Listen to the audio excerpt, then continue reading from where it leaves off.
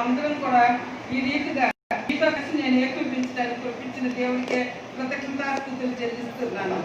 దేవునికే స్తోత్రం. చిన్న ప్రార్థన చేసుకొని ప్రారంభం. పరిశుద్ధుడైన ప్రభా, నీ పరిశుద్ధ బంగారు పాత్రలకు లేని స్థుతులు స్తోత్రాలు. గొప్ప దేవుడు ప్రభా, ఆశ్చర్యకరుడు, ఆలోచనకర్త, అద్వితీయుడైనటువంటి గొప్ప దేవ, మీకే నాయన.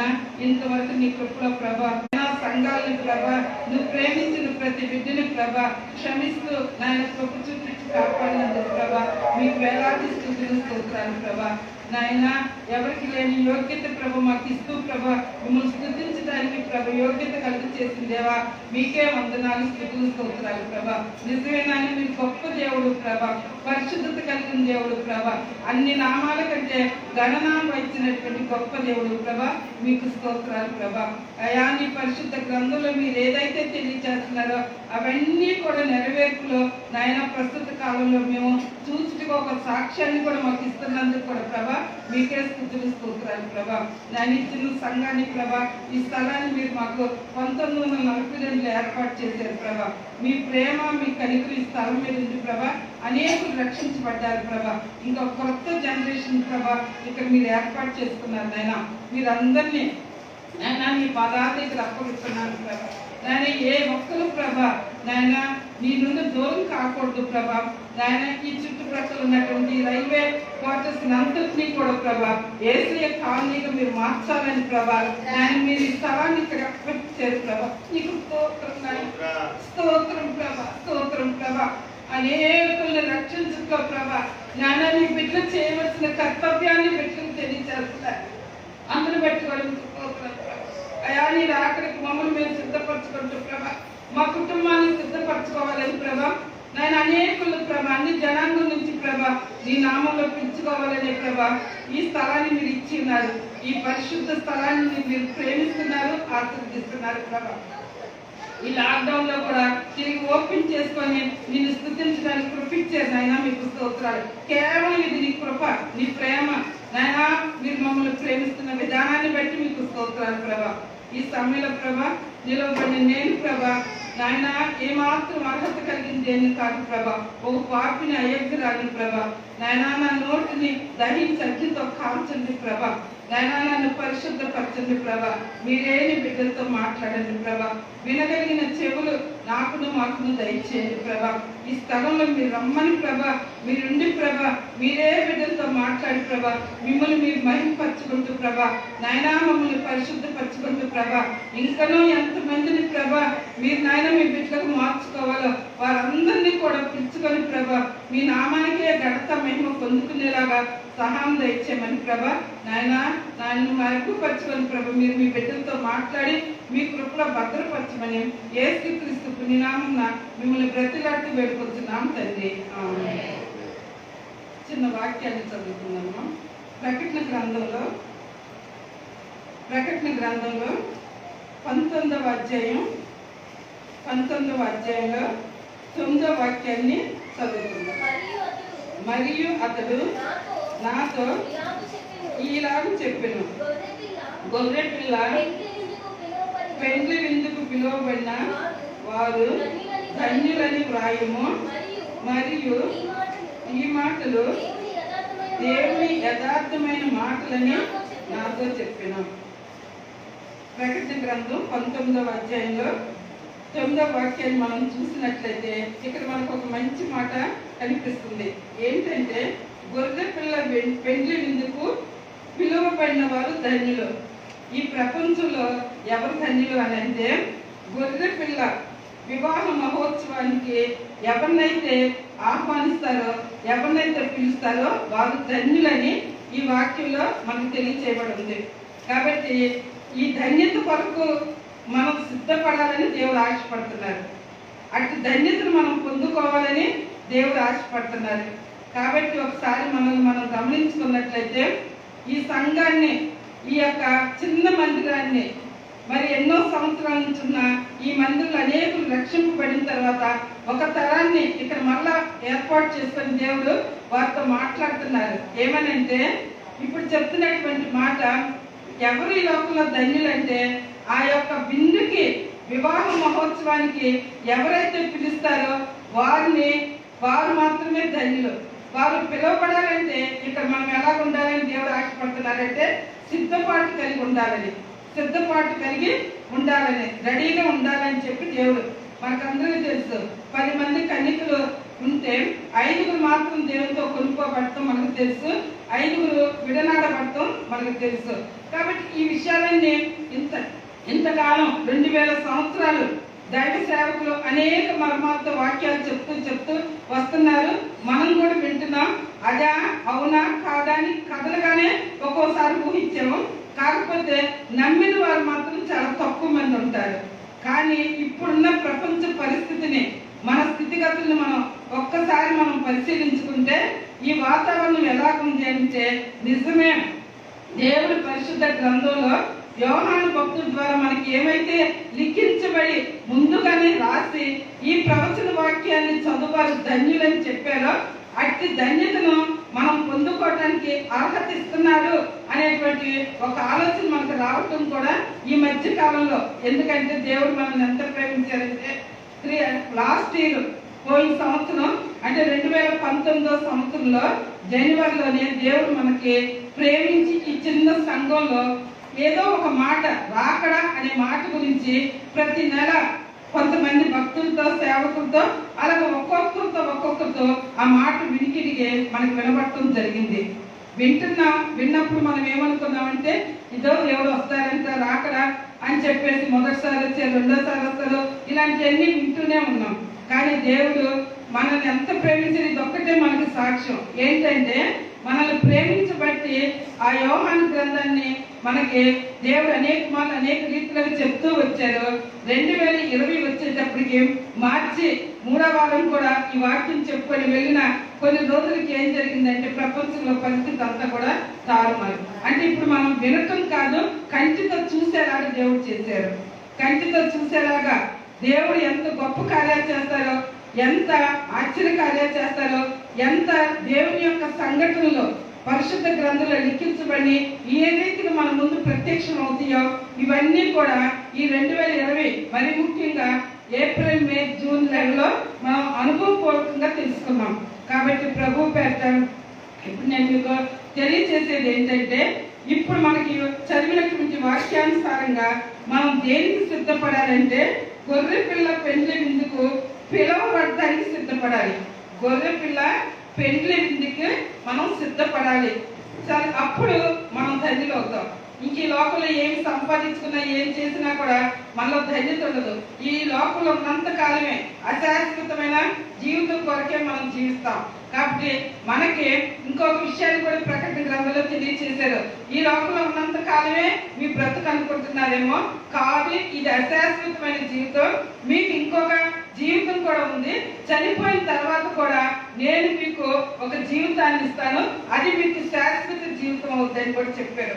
కాబట్టి మనం సిద్ధపడాల్సిన అవసరం ఎంత ఉందో వినటమే కాదు, కన్నులారా కూడా సాక్ష్యంగా మనం చూస్తున్నామని ప్రభు పేట మీకు తెలియజేస్తున్నాం.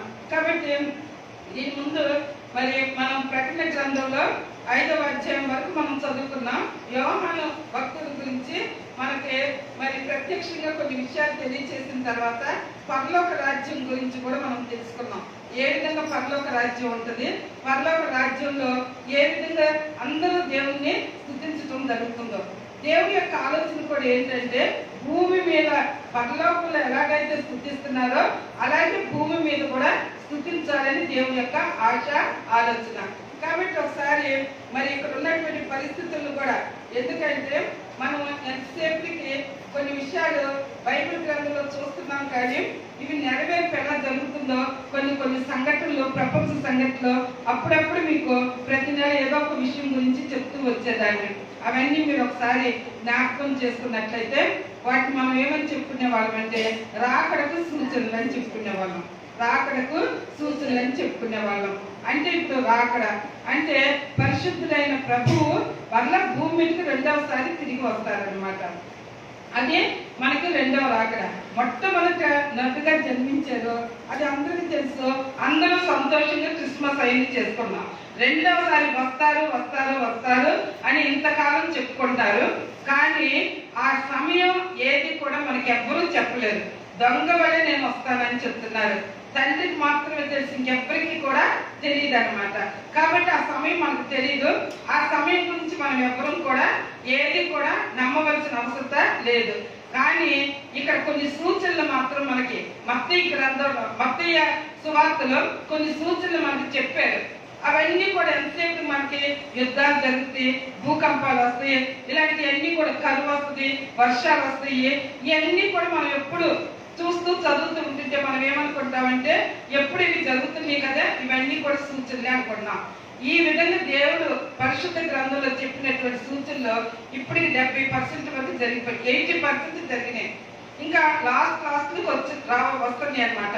వస్తున్న పరిస్థితుల్లో అందరూ ప్రపంచంలోనే సేవకులు అందరూ అనేకులు పరిశుద్ధ గ్రంథాన్ని అనుసరించే వాళ్ళందరూ కూడా ఇప్పుడు ఒక నిర్ణయానికి వస్తున్నారు. ఏంటి అని అంటే, ఇన్ని సూచనలు జరుగుతున్నాయి కాబట్టి దేవుడి సూచనలు అవి పూర్తయ్యేటప్పటికి మనకి దేవుని యొక్క రాకడ, రెండవ రాకడ కూడా ఇక్కడ వస్తుంది అనేది ఒక నిర్ణయానికి వచ్చేసారు. వచ్చేసిన తర్వాత ఇంకా బలమైన సూచనలు ఏమున్నాయి అని కొంచెం ఆలోచిస్తున్నప్పుడు ఈ మధ్య జరిగిన కొన్ని విషయాల్ని, అంటే ఒక్కొక్కటి ఇప్పుడు నేను చెప్పేది సాక్ష్యం అనేది మనం గమనించుకోవాలి. నేను ఒక సాక్ష్యం మీకు చెప్పానని ఎప్పుడు చెప్తాను, అది అనుభవం పూర్వకంగా నేను నమ్మితే, అది నాకు జరిగితే మీకు చెప్తాను. నాకు జరిగింది మీరు కూడా నమ్మితేనే అది నిజమని నమ్ముతారు మీరు కూడా. అదే నిజమైన సాక్ష్యం, అదే సత్య సువార్త. ఇక్కడ మనకు పరిశుద్ధ గ్రంథంలో ఉంది.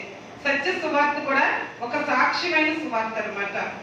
జరిగి మనం చూడలేదు కాబట్టి నమ్ముతున్నామో లేదనేది. అందుకనే పరిశుద్ధ గ్రంథం అంతా దేని మీద ఆధారపడింది? విశ్వాసం మీద ఆధారపడింది. నీ విశ్వాసాన్ని బట్టి నీకు సమస్తము జరుగుతుంది. నా విశ్వాసాన్ని బట్టి నాకు ఎంత పరిమాణంలో విశ్వాసం ఉందో అంత కొత్త నాకు దేవుడు ఇవ్వటం జరుగుతుంది. అది నమ్మకం అన్నమాట. నమ్మకం పరిశుద్ధ గ్రంథాన్ని నమ్మకంలో ఉంటుంది. ఇకపోతే ఈ సాక్ష్యాన్ని మనం ఎంత నమ్ముతున్నామో పరిశుద్ధ గ్రంథంలో కూడా కొన్ని విషయాల్ని ఇంతవరకు నమ్మాము కూడా. కానీ అక్కడక్కడ చెప్తున్నటువంటి మాటలను కూడా ఇప్పుడు మనం నమ్ముతూ ఉన్నాం. కానీ సాక్షాత్తు దేవుడే అందరి కన్నులకి ప్రత్యక్షమయ్యేలాగా కొన్ని సాక్ష్యాలని ఈ రాకకు ముందు బయలుపరుస్తున్నట్లు మనం గమనిస్తున్నాం.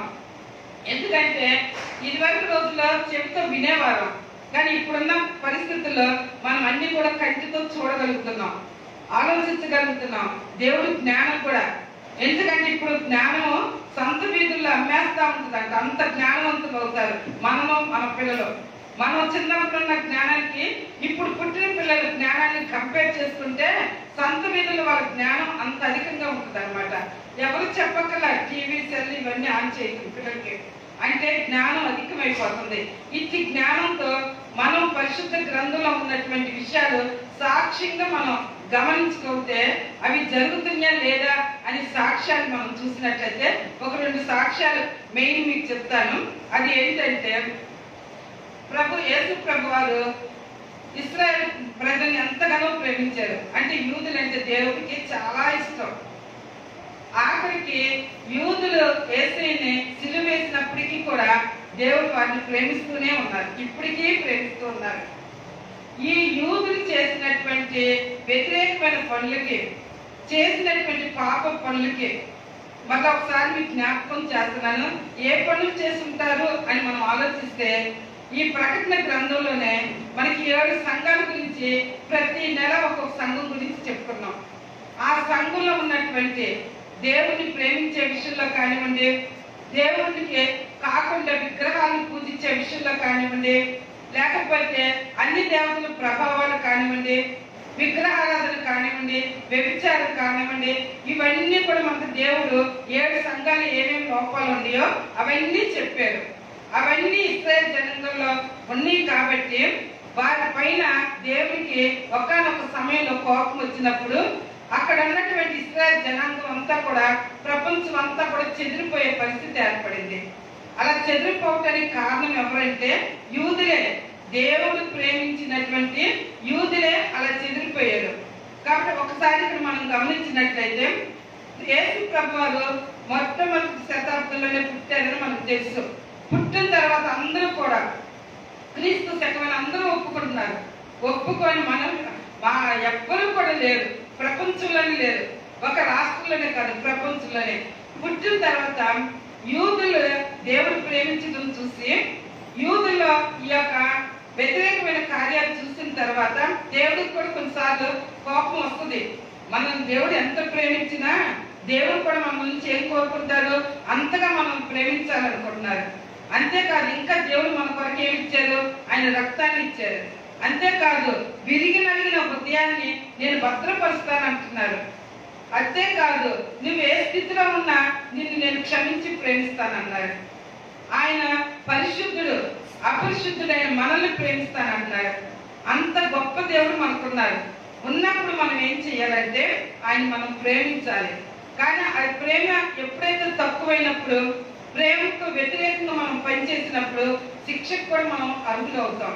అలాగే యూదులు కూడా దేవునికి వ్యతిరేకమైన కార్యాలు చేయటమైనా క్రీస్తు శకం 70వ శతాబ్దంలో ఏమేమి జరిగిందంటే యూదులందరూ కూడా చెదరగొట్టబట్టడం జరిగింది.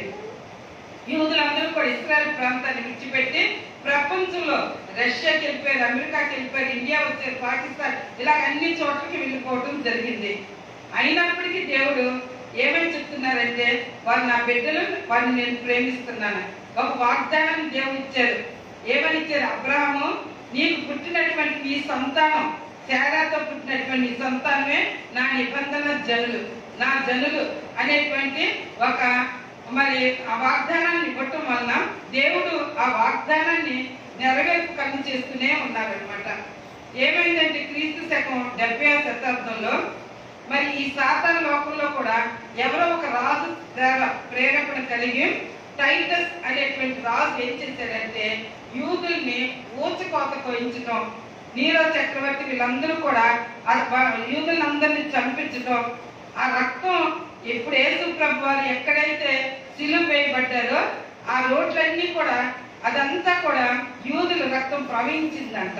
అంతమంది యూదుల్ని చంపించేశారంట టైటస్ అనేటువంటి మహాచక్రవర్తి, దేవునికి విరోధమైన కార్యాలు చేస్తూ. అటువంటి సమయంలో భయపడిపోయి యూదులందరూ కూడా ప్రపంచ దేశాలకు వెళ్ళిపోయారు అనమాట. కానీ దేవుడు ప్రేమించారు కాబట్టి తిరిగి వాళ్ళని ఒక స్థలం ఏర్పాటు చేసి, ఎప్పుడైతే టైటస్ వాళ్ళని చంపేశారో అప్పుడు దాకా ఉన్నటువంటి ఆ చిన్న ఇశ్రాయేల్ దేశం లేకుండా మ్యాప్ లో ఆ టైటస్ వల్ల అది మర్చిపోవడం జరిగింది. ఆ దేశమే లేదు. అది దేవుడు ప్రేమించిన బిడ్డల దేశం కాబట్టి 1948వ సంవత్సరంలో తిరిగి దేవుడు వారికి ఒక ప్రాంతాన్ని, ఇశ్రాయేల్ ప్రాంతానికి ఇచ్చి ఇశ్రాయేల్ రాజ్యంగా ఏర్పాటు చేశారు. దానికి ఒక కథ ఉంది. ఏంటి అని అంటే మనకందరికీ తెలుసు, ప్రపంచ యుద్ధాలు రెండు జరిగినట్లు. మొదటి ప్రపంచ యుద్ధం జరిగేటప్పుడు అమెరికాకు సపోర్ట్ గా యూద జాతిలో ఒక వ్యక్తి ఒక మంచి మరి ఆటమిక్ బాంబుని కనిపెట్టడంలో సహాయపడితే అతని వలన అమెరికా విజయం సాధించారనమాట. అందుకని అప్పుడు దేవుడు ఆ యొక్క అమెరికన్ ప్రెసిడెంట్ ద్వారా ఈ యూదునికి ఒక మాట ఇవ్వడం జరిగింది. నీకు ఏది కావాలో అది కోరుకో, అది నేను నీకు ఇస్తాను అని అన్నారు. అన్నప్పుడు ఆ యూదులు ఏం కావాలనుకున్నారంటే, మేము ఇశ్రాయేలు ప్రజలు దేవుని బిడ్డలమే, అయినప్పటికీ మేము ప్రపంచం అంతా ఇలా చెదిరిపోయాం కాబట్టి మాకంటూ ఒక సొంత స్థలం కావాలి, మాకు ఆ స్థలం ఇవ్వమని చెప్పి అడిగితే ఆఖరికి వారి యొక్క సహకారంతో 1948లో ఈ ఇశ్రాయేలు ప్రాంతం ఏర్పడినట్లు మీకు ఇంతకు ముందు కూడా చెప్పాను. అంటే యూదులు నీ దేవుడు ఎంత ప్రేమించారో, యూదుల కొరకు దేవుడు ఎంతగా మరి కష్టాన్ని అనుభవించి తిరిగి మన రాజ్యాన్ని కట్టడం జరిగిందో, అంతేకాకుండా అక్కడ ప్రపంచంలోనే యూద జాతిలో ఉన్నటువంటి యూదులకి ఉన్నటువంటి బలం, శక్తి, ఆలోచన, జ్ఞానం కూడా చాలా ఎక్కువ అన్నమాట. నోబెల్ ప్రైజెస్ అన్ని కూడా ఈ యొక్క యూదులకే ప్రపంచంలో వస్తుంది అంట. అంత బలవంతులు అన్నమాట. అటువంటి బలవంతులు అందరూ కూడా చెదిరిపోయి ఇప్పుడు 1948 నుంచి నెమ్మదిగా ఆ ప్రాంతానికి రావడం జరుగుతుంది అనమాట. కాబట్టి ఇక్కడ మనం ఒకసారి ఆలోచించినట్లయితే ఇక్కడ ఇక్కడ ఒక మందిరం కూడా కట్టించడం జరిగింది ఈ ప్రాంతంలో. అది ఏం ప్రాంతం అని పిలువబడుతుందంటే యెరూషలేము అనేటువంటి ప్రాంతం అన్నమాట. ఈ యూదుల ప్రాంతమైనటువంటి యెరూషలేము ప్రాంతంలో ఒక మందిరాన్ని కట్టించినప్పుడు అక్కడ ఏం జరిగిందంటే కొన్ని సంఘటనలు మార్పు జరిగినాయి.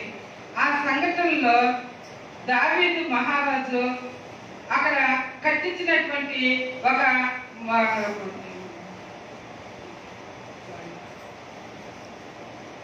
యెరూషలేము ప్రాంతం అనేటువంటి ప్రాంతంలో మొట్టమొదటి మనం ఒకసారి జ్ఞాపకం చేసుకున్నట్లయితే యేసు ప్రభువారు మొట్టమొదట అబ్రహాముని పిలిచి నీ కుమారుడైన ఒక్క కుమారుని నాకు అక్కడ బలి ఇవ్వమని చెప్పి అడిగితే ఆ ప్రాంతానికి మరి అబ్రహాంకు మోరీ ప్రాంతానికి కొడుకుని తీసుకొని వస్తారనమాట. మోరీ ప్రాంతం, ఆ మోరీ ప్రాంతం క్రింద షాలేము రాజు ఈ ప్రాంతాన్ని అంతటినీ కూడా పరిపాలిస్తూ ఉంటారు, షాలేము రాజు. కాబట్టి ఈ మోరీ ప్రాంతంలో ఎప్పుడైతే కుమారుని తీసుకొచ్చి బలివ్వాలని అబ్రహాం పడుకోబెట్టినప్పుడు అప్పుడు కుమారుడు అడుగుతాడు, నాన్న బలి ఇవ్వటానికి ఇక్కడ పశువు ఎక్కడుంది అని చెప్పి అడిగితే అప్పుడు అబ్రహాం ఏమని చెప్తాడంటే కుమారుడుతో యెహోవా ఈరే అని చెప్తారు. యెహోవా ఈరే, యెహోవా ఈరే అంటే యెహోవే చూచుకొనును అని ఆ మాట చెప్తారు. కాబట్టి ఆ ప్రాంతాన్ని ఆ యొక్క మోరీ ప్రాంతంలో మోరీ అనే పదంతో యెహోవా ఈరే అనే పదంతో అక్కడ పరిపాలిస్తున్న రాజు పేరు ఏంటంటే షాలేము రాజు. షాలేము రాజు అనమాట. ఆ షాలేము రాజు ఈ ముగ్గురు పేరు కలుపుకొని అక్కడ ఆ ప్రాంతానికి ఏమని పేరు పెట్టబడిందంటే యెరూషలేము అనే ప్రాంతం. అంటే ఇప్పుడు మనం పిలుస్తున్నటువంటి యెరూషలేము అనేటువంటి పేరు మోరియా పర్వతం దగ్గర షాలేము రాజు అనే పేరు మీద యెహోవా ఈరే అనే ఈ మూడు పేర్లతో కట్టబడింది యెరూషలేము అన్నమాట. ఆ స్థలానికి చాలా ప్రాముఖ్యత ఉంది. అది ఒక్కటే కాకుండా రెండవదిగా మనం చూస్తే దావీదు మహారాజు గురించి అందరికీ తెలుసు కదా. దావీదు మహారాజు కూడా అక్కడ ఒక బలిపీఠాన్ని కట్టారు. దావీదు మహారాజు ఆ మోరీ ప్రాంతంలోనే యెరూషలేము ప్రాంతంలోనే అక్కడ ఒక బలిపీఠాన్ని కూడా కట్టారు. అక్కడే యేసు ప్రభు వారు కూడా మన భూలోకంలో సంచరిస్తున్నప్పుడు ఆ యొక్క ఆలయంలో దేవుడిని ఆరాధించడం కూడా ఆ స్థలంలో జరిగింది. అంటే యేసు ప్రభు వారు ఆ స్థలంలో బలిపీఠం కట్టినటువంటి ఆ స్థలంలో దేవుడిని ఆరాధించినటువంటి, దేవుడు భూలోకానికి వచ్చినప్పుడు ఆరాధించినటువంటి స్థలం, సంచరించినటువంటి స్థలం. అంటే ఆ స్థలానికి ఎంత ప్రాముఖ్యత ఉందో ఒకసారి మనం ఆలోచిస్తే ఈ యెరూషలేము ప్రాంతం చాలా ప్రాముఖ్యమైన ప్రాంతం. ఇక్కడ ఇంకో చిన్న విషయం మనం గమనించినట్లయితే ఇప్పుడున్న పరిస్థితుల్లో ఈ యెరూషలేము ప్రాంతం గురించే కొంచెం అందరి మధ్య కూడా విభేదాలు ఎక్కువైపోతున్నాయి. అందరి మధ్య కూడా విభేదాలు ఎక్కువ అవుతున్నాయి. అంటే ఇప్పుడు ప్రజెంట్ జరుగుతున్న సంఘటన మీకు చెప్పాలని ఒక విషయం చెప్తున్నా.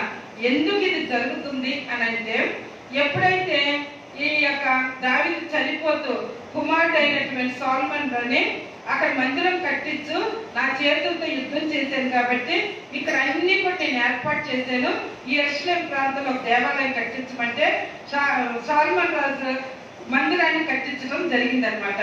ఆ మందిరం కట్టించిన తర్వాత కొంతకాలానికి ఇంకొక నెబుకద్నెజరు రాజు ఏం చేశారంటే ఆ మందిరాన్ని పడగొట్టేయడం జరిగింది. అంటే అక్కడ కట్టించిన దగ్గర నుంచి జరుగుతున్నటువంటి పరిణామాల గురించి మీకు తెలియజేస్తున్నా. ఆ షాలేం అక్కడ ఆ మందిరాన్ని పడగొట్టిన తర్వాత మరలా ఎజ్రా వారి యొక్క సర్కారంతో మరలా మందిరాన్ని కట్టించడం జరిగింది. మరలా టైటస్ అనే రాజు ఆ మందిరాన్ని పడగొట్టడం జరిగింది. అంటే యెరూషలేములో దావీదు కుమారుడు కట్టించినటువంటి మందిరం 2 సార్లు పడగొట్టబడింది. ఇప్పుడు యెరూషలేములో ఉన్నటువంటి ఆ దేవాలయం అన్నమాట. అది పడగొట్టడమే కాకుండా 3వసారి మళ్ళీ ఏం జరిగిందంటే అక్కడ ఉన్నటువంటి ఉమర్ అనేటువంటి వ్యక్తి, ముస్లిం అయినటువంటి ఒక వ్యక్తి ఆ యొక్క మందిరం పైన ఒక మసీదును నిర్మించడం జరిగింది. అది ఎలా జరిగిందంటే 2 సార్లు ఆ యొక్క మందిరాన్ని పడగొట్టిన తర్వాత ఎజ్రా తర్వాత మందిరం పడగొట్టిపోయిన తర్వాత మళ్ళా హేరోదు రాజు దాన్ని శుభ్రం చేసి ఆరాధనలు జరిగించడానికి దాన్ని ఏర్పాటు చేసిన తర్వాత ఏం చేశారంటే మరలా దాన్ని పూర్తిగా ఈ టైటస్ రాజు నిర్మూలించేసి అక్కడ అసలు దేవాలయం కనిపించకుండా చెయ్యాలి. అంటే ఇక్కడ మనకు చిన్న విషయం ఏంటంటే ఎప్పుడైతే అబ్రహాంకు దేవుడు ఒక వాగ్దానం ఏమి ఇచ్చారంటే ఎవరైతే మరి శారా వల్ల పుట్టిన బిడ్డలే నా సంతానం అని చెప్పారో ఆ మందిరం వాళ్ళకే చెందాలని దేవుని యొక్క సంకల్పం. నిజమే కదా, ఆయన కుమారులు నిబంధన జల్లు వారికి చెందాలని. కానీ ఇక్కడ ఒక పొరపాటు జరిగింది. ఏంటి? అబ్రహాం చేసినటువంటి పొరపాటు ఏంటంటే ఇస్మాయిల్ అనే సంతానాన్ని కూడా అబ్రహాం వల్ల రావటం జరిగింది. ఇంకో చిన్న సాక్ష్యం మీ కళ్ళ ముందు నేను చెప్పేది ఏంటంటే, ప్రపంచంలో ఇప్పుడు జరుగుతున్న హోరాబోరి పోరాటం ఎవరి మధ్య జరుగుతుందంటే, ఆ రోజు జరిగినటువంటి మరి శారాకి పుట్టినటువంటి ఇస్సాకుకి, అలాగే అబ్రహాం మరి ఆగర్ పిల్లలైనటువంటి ఇస్మాయిల్ సంతానం. అది గమనించండి. దాని వరకు నేను ఇంత వివరణ చెప్పాను. ఇప్పటికీ అక్కడ ఉన్నటువంటి వాతావరణం వీరి మధ్య యుద్ధం. ఈ యుద్ధం మళ్ళా కట్టించడానికి అని జరిగే ప్రయత్నాలలో 3వ ప్రపంచ యుద్ధం అవుతుంది అనమాట. కాబట్టి ఇప్పుడు మీరు ఎక్కడైనా చూడండి, అన్య జాతుల వారు అన్య దేవుళ్ళ విగ్రహాలు వచ్చినాయి. అవి ఎక్కడి నుంచి వచ్చినాయో మనకు తెలుసు. ఎప్పుడైతే మోషే మరి 2 రాతి పలకలు తీసుకొని వస్తున్నప్పుడు దూడం తయారు చేసుకొని విగ్రహారాధన మొదలు పెట్టారో అప్పటి నుంచి కూడా విగ్రహారాధనలు వచ్చినాయి. ప్రపంచంలో ఒకసారి మనం ఆలోచిస్తే 3 మతాలు ఉన్నాయి. ఇక్కడ ఏంటంటే దేవుని ప్రజలైనటువంటి ఇశ్రాయేలు ప్రజలు, రెండవది ఏంటంటే హాగరు వల్ల పుట్టినటువంటి సంతానం, మూడవది ఏంటంటే విగ్రహారాధనతో ఏర్పడిన, అది ఎవరైనప్పటికీ కూడా అన్యుల చేతులతో చేసుకున్నటువంటి విగ్రహాలు. వీరందరి మధ్య పోరాటంలో ఎక్కువ పోరాటం ఎవరి మధ్య అంటే శారాకి హాగరుకి పుట్టినటువంటి పిల్లల మధ్య. అదనమాట ఇప్పుడు. కాబట్టి ఇప్పుడు ఉన్న పరిస్థితి యెరూషలేములో ఏంటి అని అంటే, ఎప్పుడైతే అక్కడ ఉమర్ అనేటువంటి వ్యక్తి ఒక మాస్క్ని అక్కడ మసీదును కట్టారో, నెమ్మది ఇశ్రాయేలు ప్రజలు ఇంతకాలం అంటే 2000 సంవత్సరాల వరకు కూడా అక్కడక్కడ ఉన్నారు కదా, దేవుడు మళ్ళా వాళ్ళు ఒక ప్రేరణ కలుగు చేశారు. ఏంటనంటే, ఆ స్థలం మీది, ఆ స్థలంలో నా మందిరం మీకు ఉండాలి. కానీ అక్కడ ఉంది ఇప్పుడు ఎవరిది? హాగరుకు పుట్టిన సంతానం. వాళ్ళకి నాది ఏది కూడా వారికి సంక్రమించదు. కాబట్టి మీలో వారిలో ఒక ప్రేరేపణ కలుగు చేసి అక్కడ యెరూషలేము ప్రాంతంలో ఒక దేవాలయాన్ని కట్టాలని చెప్పి నిర్ణయించుకున్నారు. ఆ నిర్ణయంతో వీరంతా కూడా ఐక్యపడి ఎక్కడికి వస్తున్నారంటే ఇశ్రాయేల్ అనే ప్రాంతానికి వస్తున్నారు. కాబట్టి ఇక్కడ ఇప్పుడు ప్రస్తుతం అక్కడ జరుగుతున్న రగడ ఏంటంటే, ముందు సొలొమోను మహారాజు కట్టినటువంటి దేవాలయం పడగొట్టేశారు. ఎజ్రా వద్ద కట్టించిన దేవుని దేవాలయం పడగొట్టేశారు. అక్కడ కట్టబడిన మసీదుని అది పూర్తిగా తీసేసి దేవాలయం కట్టాలని యూదుల యొక్క ఆలోచన అన్నమాట.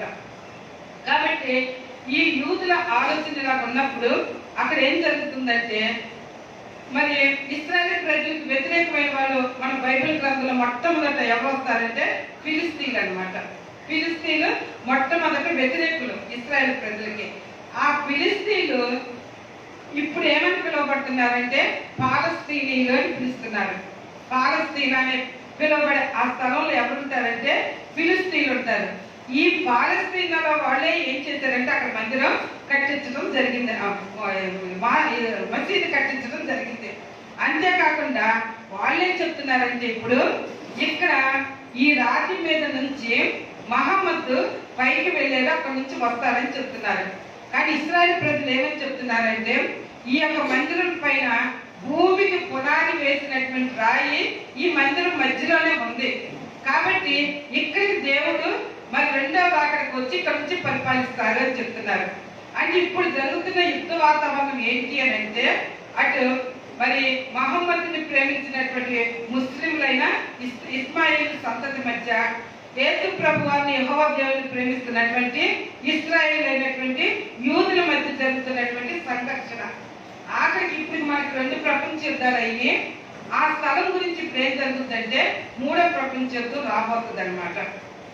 ఎప్పటికైనా కూడా ఇశ్రాయేల్ ఏమని చెప్తున్నారంటే, ఇక్కడ మేము ఖచ్చితంగా మందిరాన్ని కట్టిస్తామని చెప్తున్నారు. మందిరాన్ని కట్టిస్తాము, ఇక్కడ దేవుని మేము ఆరాధిస్తాము అని చెప్తున్నారు. అసలు యూదులు ఎటువంటి వారైతే దేవుని ఇంకా నమ్మనటువంటి వారు అనమాట. అందుకని వాక్యం ఏం చెప్తుంది, చూసి నమ్మిన వారి కంటే చూడక నమ్మిన వారే ధన్యులు అని చెప్పి మనకు వాక్యం తెలియజేస్తుంది.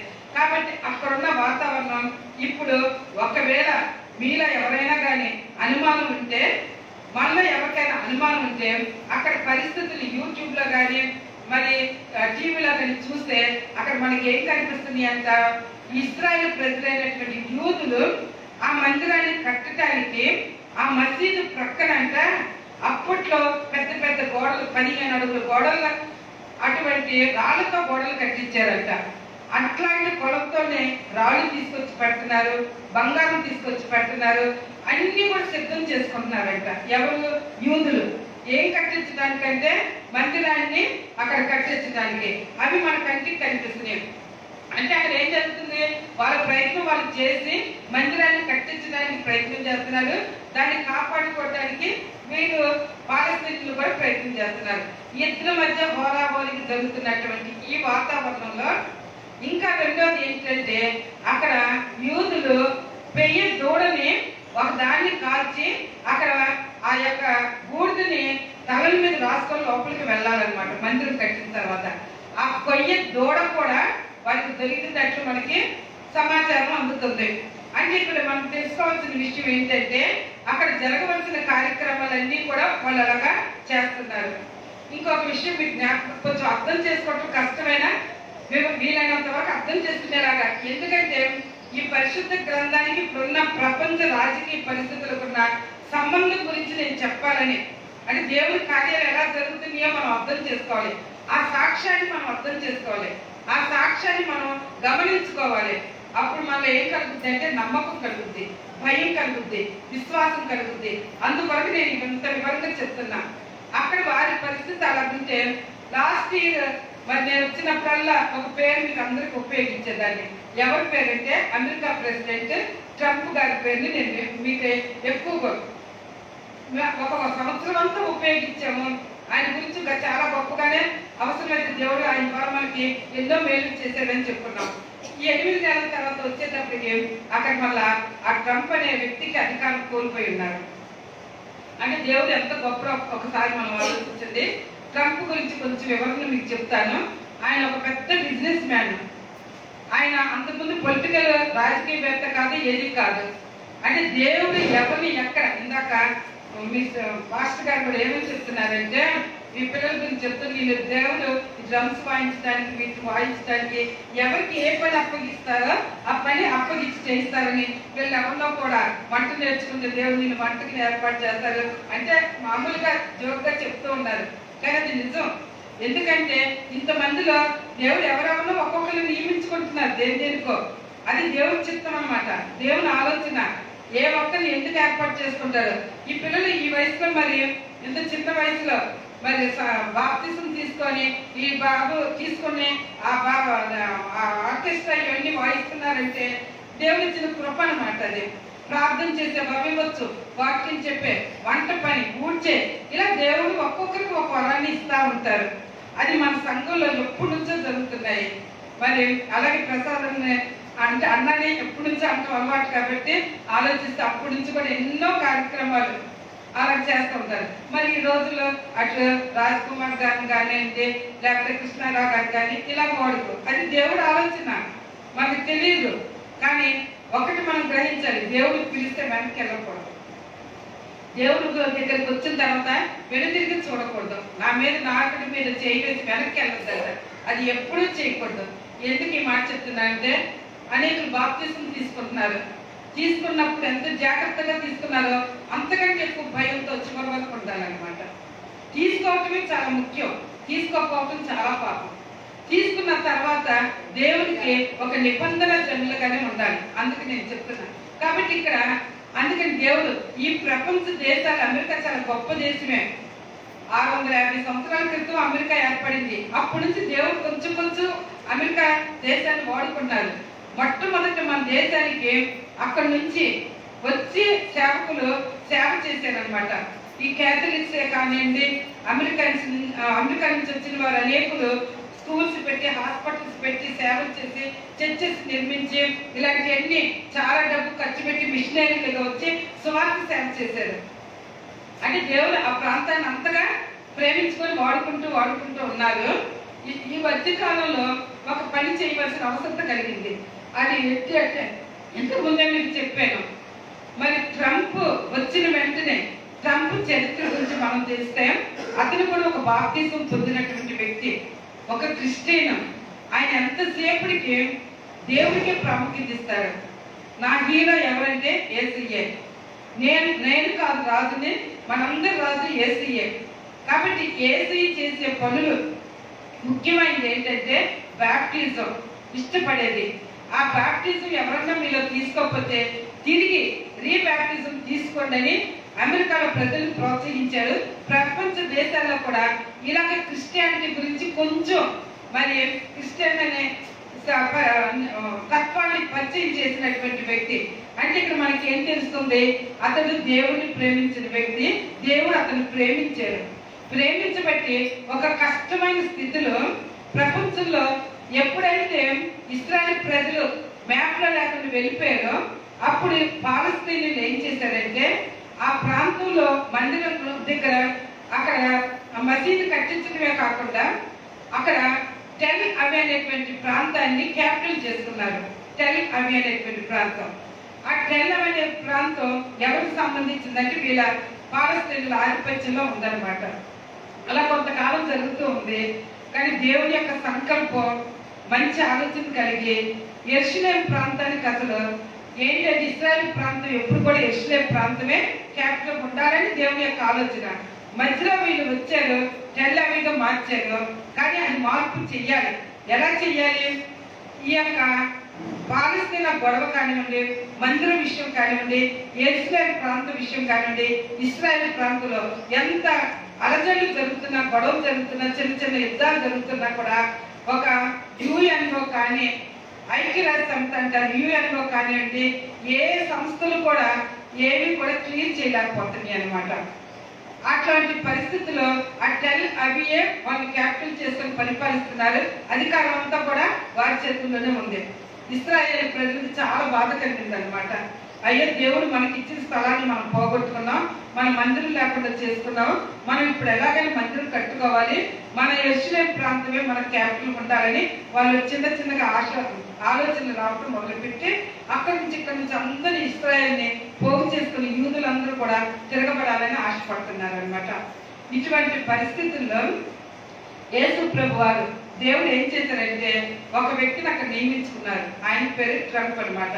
ఆయన ఏం చేశారంటే సడన్ గా ఒకసారి అసలు టెల్ అవీ అనేటువంటి ప్రాంతం ఇశ్రాయేల్ ప్రాంతానికి క్యాపిటల్ గా ఉండకూడదు కాబట్టి ఈ ప్రాంతానికి క్యాపిటల్ జెరూసలేం అని ప్రకటించడం జరిగింది. అంటే మార్చేశారు. అంటే ఇశ్రాయేల్ ప్రజలకు రావాల్సినటువంటి ఆ జెరూసలేం ప్రాంతం క్యాపిటల్ అనేటువంటి ప్రాంతం ఎవరి వల్ల జరిగిందంటే తిట్టుకున్నా మరి చాలా కోపిష్ట అది ఇది అంటున్నటువంటి ట్రంప్ ద్వారా జరిగింది. కాబట్టి మనం ఇక్కడ ఆలోచించినట్లయితే ఏ కారణం చేత దేవుడు అక్కడ ట్రంప్ నిలబెట్టుకున్నారో మనం ఆలోచిస్తే ఒక మంచి పని ప్రజలకు చేయటానికి ఇప్పుడు జరిగిన ఆ పరిస్థితుల్లో అక్కడ చూసినటువంటి విషయం చూస్తే ఈ ట్రంపే అధికారంలో ఉంటారని ఆశపడ్డారు అందరూ. కానీ మన ఎలక్షన్స్ లో ఆయన ఓడిపోవటం జరిగింది, ఇంకొకరికి అక్కడ అధికారం రావటం జరిగింది. అది ఎందుకు జరిగింది అని మనం ఆలోచించుకుంటే అక్కడ కూడా ఒక క్లారిఫికేషన్ మనకు ఉంటుంది. ఎప్పుడైతే ఇక్కడ మందిరం కట్టిస్తారో మందిరం కట్టించిన తర్వాత మరి మన పరిశుద్ధ గ్రంథం ఆధారం ప్రకారం ఆ మందిరంలో పరిశుద్ధుడైన తండ్రి అక్కడ మరి ఆరాధన తీసుకోవడానికి అర్హత కలగాలి. కానీ అక్కడ ఎవరు వస్తారంటే దేవునికి వ్యతిరేకమైన అంత్యక్రీస్తు అక్కడికి వచ్చి కూర్చుంటారు అనమాట. కాబట్టి విగ్రహారాధనలో ఎవరు ప్రోత్సహిస్తారో వాళ్ళ చేతుల్లోకి పరిపాలన వస్తుంది అనమాట. అది కొంచెం అర్థం చేసుకుంటే మీకు అర్థమవుతుంది. ప్రస్తుతం వచ్చినటువంటి వ్యక్తులు ఎవరైనప్పటికీ కూడా విగ్రహారాధన ప్రోత్సహించే వ్యక్తులు కాబట్టి రేపు జరగబోయే విషయాలన్నీ కూడా యాంటీ క్రైస్ట్కి ఇష్టపడేటువంటి పరిస్థితులు అక్కడ ఉంటాయి. అంటే కొద్ది కాలం కావాల్సిన అవసరాలను బట్టి ట్రంప్ను అక్కడ యేసు ప్రభు వారు ఉపయోగించుకున్నారు. కాబట్టి మీకు తెలియజేసేది ఏంటంటే ఇంత రాకడి సూచనలు జరిగిపోతుంది అనేది చెప్పడానికి అన్నీ నేను చెప్పాను. మందిరం కట్టబడటం జరుగుతుంది. మందిరం కట్టినప్పుడు యాంటీ క్రైస్ట్ అక్కడికి వస్తారు. యాంటీ క్రైస్ట్ అక్కడికి వచ్చినప్పుడు ఇక్కడ భూలోకంలో జరిగే పరిస్థితి ఏంటంటే ఈ భూలోకంలో 7 ఏళ్ళు శ్రమలు వస్తాయి. 7 ఏళ్ళు శ్రమలని మీరు ఎన్నోసార్లు పాటలో వింటున్నారు, పాట పాడుతున్నారు. అదే రెండో రాకడికి సూచన అనమాట.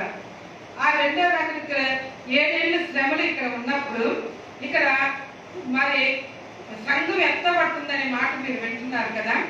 ఆ సంఘంలోని అందరూ ఎత్తబడరు. ఎవరైతే విశ్వాస జీవితంలో దేవుణ్ణి ప్రేమించి దేవుని ఆజ్ఞ అనుసరించి ఎవరైతే దేవుని విశ్వాసంలో జీవించారో వారు మాత్రమే ఎత్తబడతారు. అది కూడా ఎలాగంటే ఈ రాకల్లో కూడా 2 రకాల మాటలు మీరు వింటారు. అది ఒకటి ఏంటంటే మామూలుగా రాకడ 2 రకాలుగా వస్తుందంటే మొట్టమొదటి యేసు ప్రభు వారు పుట్టినటువంటిది, రెండవది భూమి మీదకి వచ్చినప్పుడుది రెండవ రాకడ. ఈ మధ్యలో జరిగేది ఏంటంటే రహస్య రాకడ, ప్రత్యక్ష రాకడ అనే మాట కూడా మీరు వింటారు.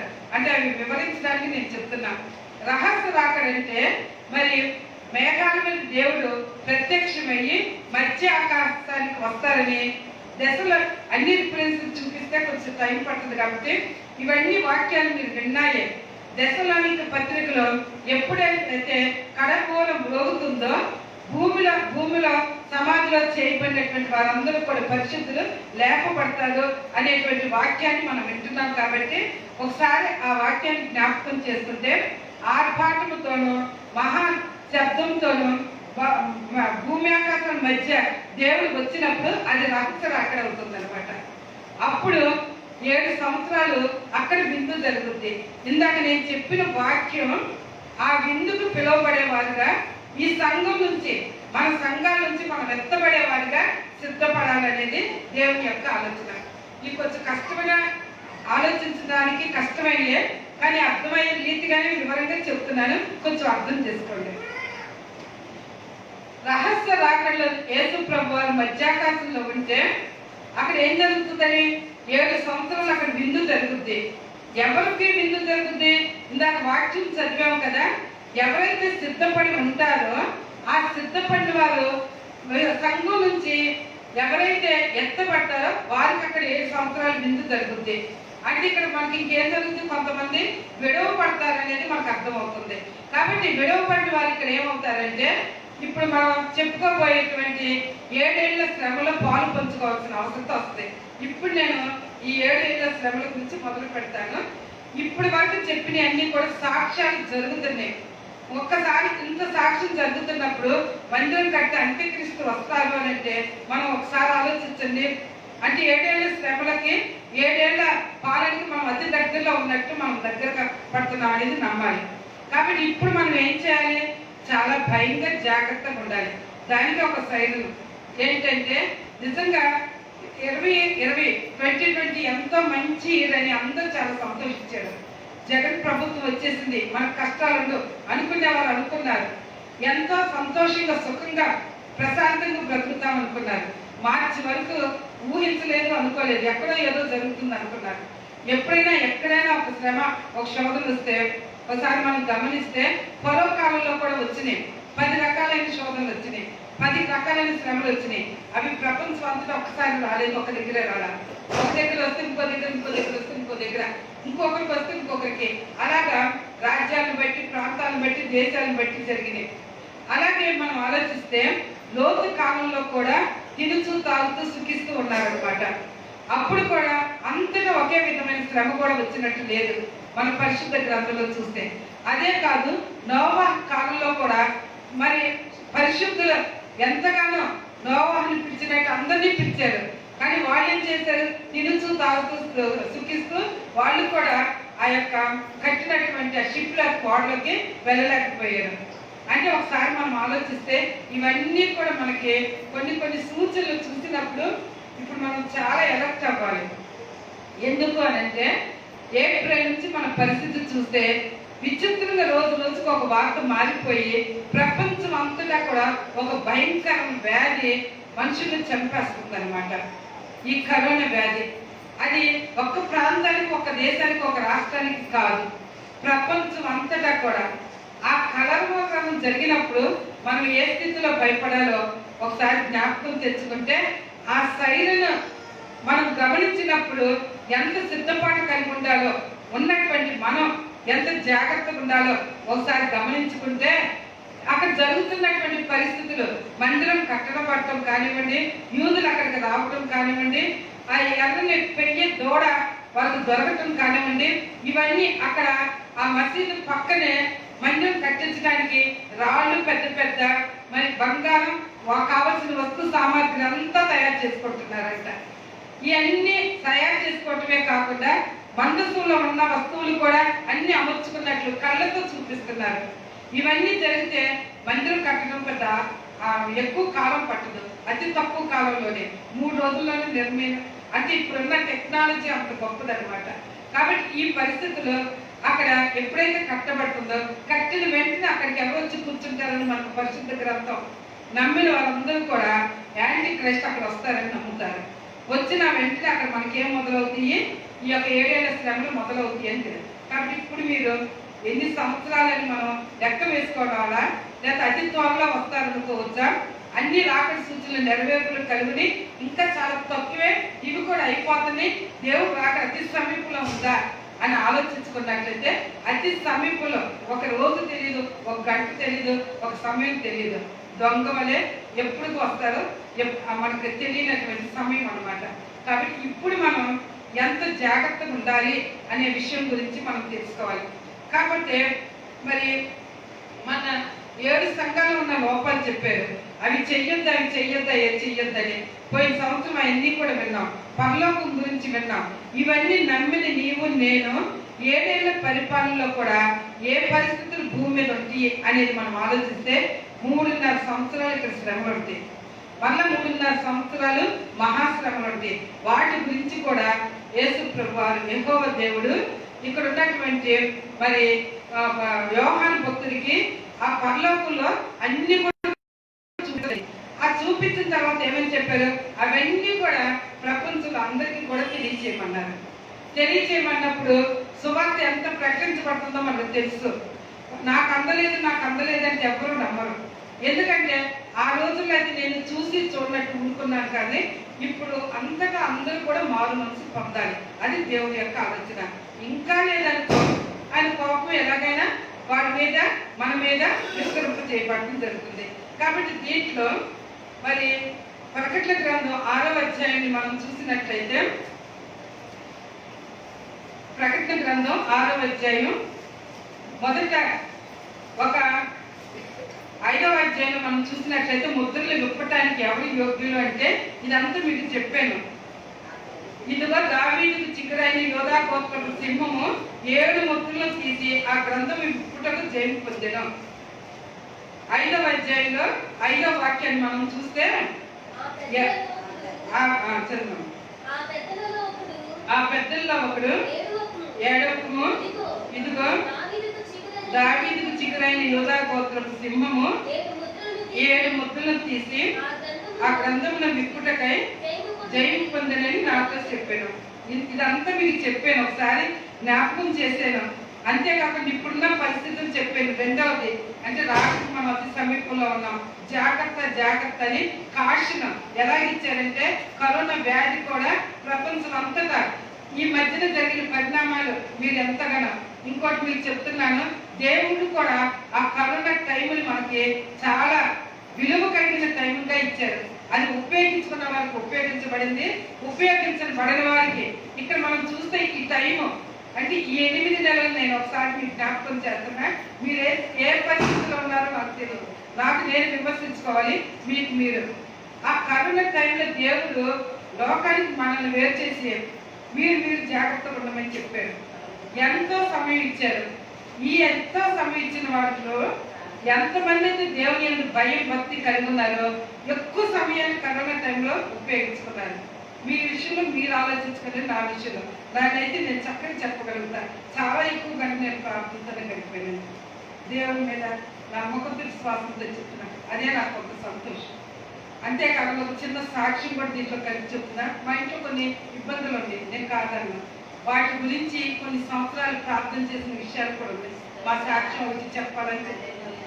అటువంటి సాక్ష్యం ఈ 7 నెలల్లో కూడా మేము ఎక్కువగా ప్రార్థన చేసుకున్నాం. దేవుడు మంచి సమస్యను పరిష్కరించారు. బిడ్డల వివాహ విషయాల్లో కార్యాలు చేస్తున్నారు. తర్వాత చిన్న చిన్న విషయాలు, చాలా విషయాలు, మాకు అన్ని విషయాలు దేవుడు ఎంతో సమర్థించి ఇంకా మేము చేస్తున్న ప్రార్థనలో 2 విషయాలు ఉన్నాయి. అది మా తమ్ముడు వ్యాపార విషయం కూడా దేవుడు సహాయం నాకు నమ్మకం. అంతేకాకుండా మా మరిది గారి ఆరోగ్య విషయంలో, అలాగే మా చెల్లెలు మా తారామాల విషయంలో అన్ని విషయాలు వివరంగా ఒకసారి మేము చెప్పుకోగలుగుతాము.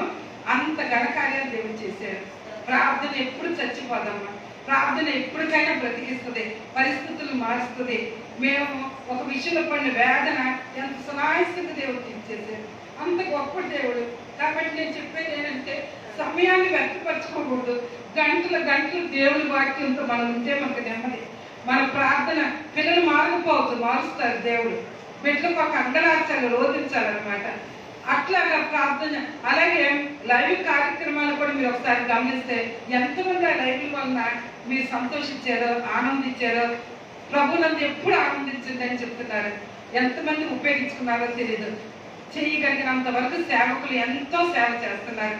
నలువైపులా ప్రపంచం అంతటా, ప్రపంచం ఒకరి గురించి అని కాదు, ఎవరి సేవ వాళ్ళది. మీరు కరోనా టైంలో చిన్నకున్నటువంటి ఆ ఇంట్లో చిన్నగానే పెట్టుకున్నారు. తర్వాత ధైర్యం చేసి మా ఇంట్లో అయితే అందరం కూడా వద్దాం ఇక్కడ ప్రార్థన పెడతాను భయపడి ఉన్న పరిస్థితులు. కానీ దేవుడు ఈ క్వార్టర్స్కి నేను ఒక ప్రార్థన చేసేటప్పుడు ఏమని చేస్తుందంటే ఆవిడ, నేను చెప్పాలన్నమాట, ఆ రైల్వే క్వార్టర్స్ ఏసీ కాలనీ మార్చుకోవటానికి ఆ మందిరాన్ని ఉపయోగించిన ఆయన ఆవిడ అన్న తర్వాత నాకు పెరిగింది.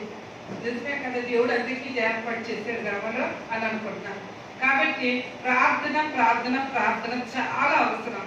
ఇచ్చిన సమయం ఆ కరోనా టైంలో ఎంతమంది ఉపయోగించుకున్నారో నాకు తెలియదు. అది కొంతమందికి ఏ విధంగా విశ్వాసులకు ఉపయోగపడింది, సేవకులకు ఉపయోగపడింది. రెండవ రకాన్ని చూసినట్లయితే వెనక్కి వెళ్ళిన పరిస్థితులు కూడా జరిగినాయి. ఎందుకంటే అవిశ్వాసులు అయిపోయారంట. సంఘాల్లో ఎంతగా ప్రార్థనలు చేశారో. చాలా మంది ఎప్పుడైతే లాక్డౌన్ మొదలు పెట్టి దేవుడు ఏం చేశారు, ఎలా చేశారు, ఇదే ఇంత భయంకరమైన పరిస్థితి.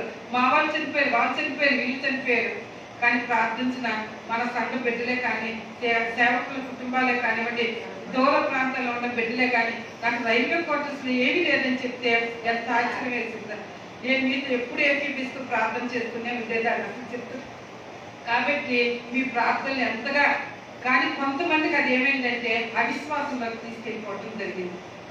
అటు వాళ్ళు పరలోకానికి వెళ్ళలేరు. రెండవదిగా కాలక్షేపంగా టైం పాస్కి వచ్చే అన్ని జనులతో కలిసిన ప్రార్థన జీవితం కూడా దేవుడు ఇష్టపడరు. నామకాట వచ్చి కూర్చోవటం, యథార్థంగా దేవుని స్థుతించకపోవటం, ప్రార్థన చేయకపోవటం, క్రైస్తవులని చెప్పుకొని నామకాట జీవితాన్ని కూడా ఇష్టపడరు.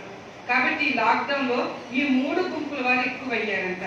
దేవుని విశ్వసించి ఎక్కువ సమయం దేవుని కొరకు కేటాయించుకున్న వారు ఉన్నారు. మీ సంఘంలోనే ప్రతి ఆరాధనకి ఆ లాక్డౌన్లో కాముకి వెళ్ళిపోయిన పరిస్థితులు మీకు ఉన్నాయి. రెండవది వస్తూ మానేసిన వాళ్ళు కూడా ఉన్నారు. మూడవది చూస్తే నామకార్థంగా వస్తే వచ్చేది లేకపోతే లేదు అన్నట్లు. కానీ ఆ నులివెచ్చిన స్థితి అసలు ఉండకూడదు. ముందుగా అర్థం చెప్తున్నారు.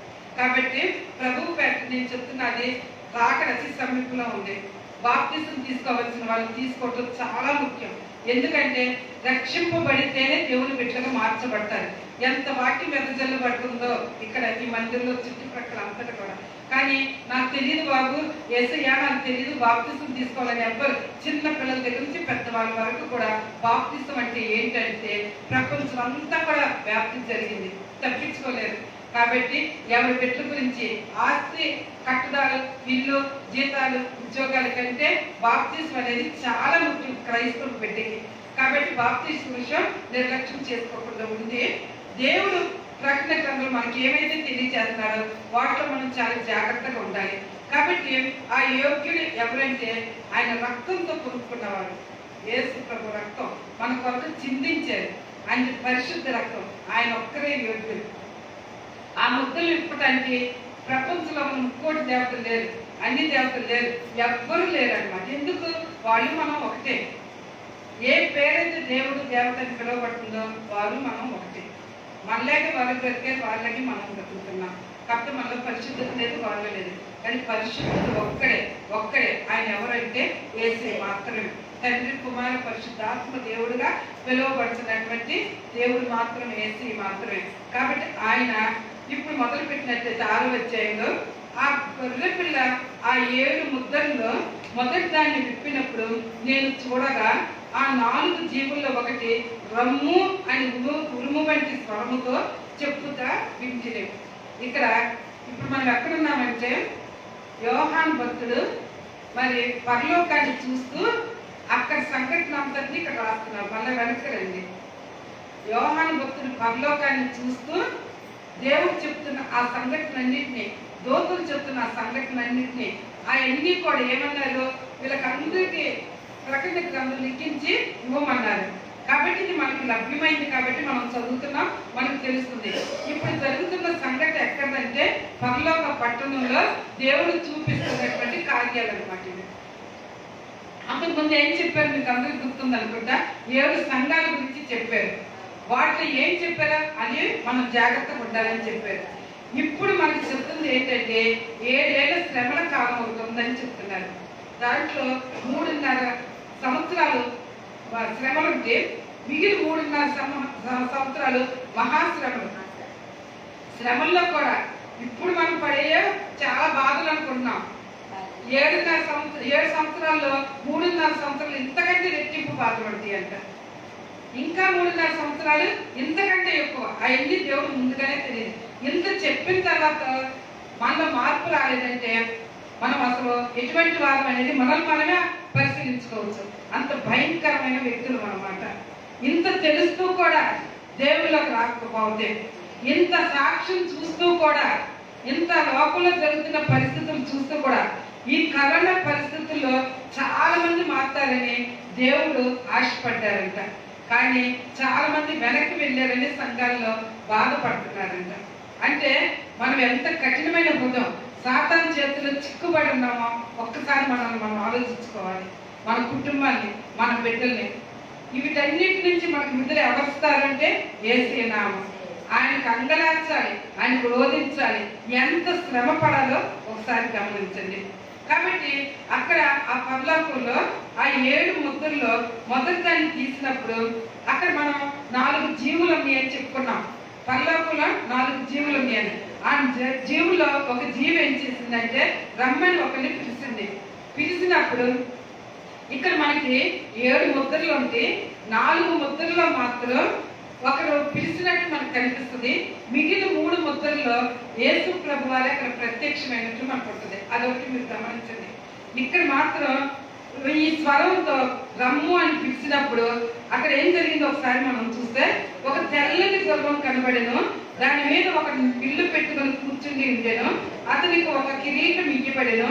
అతడు జయించుటకు బయట వెళ్ళాను. అది మొదట ముద్ర విప్పినప్పుడు జరిగినటువంటి సంఘటన అన్నమాట.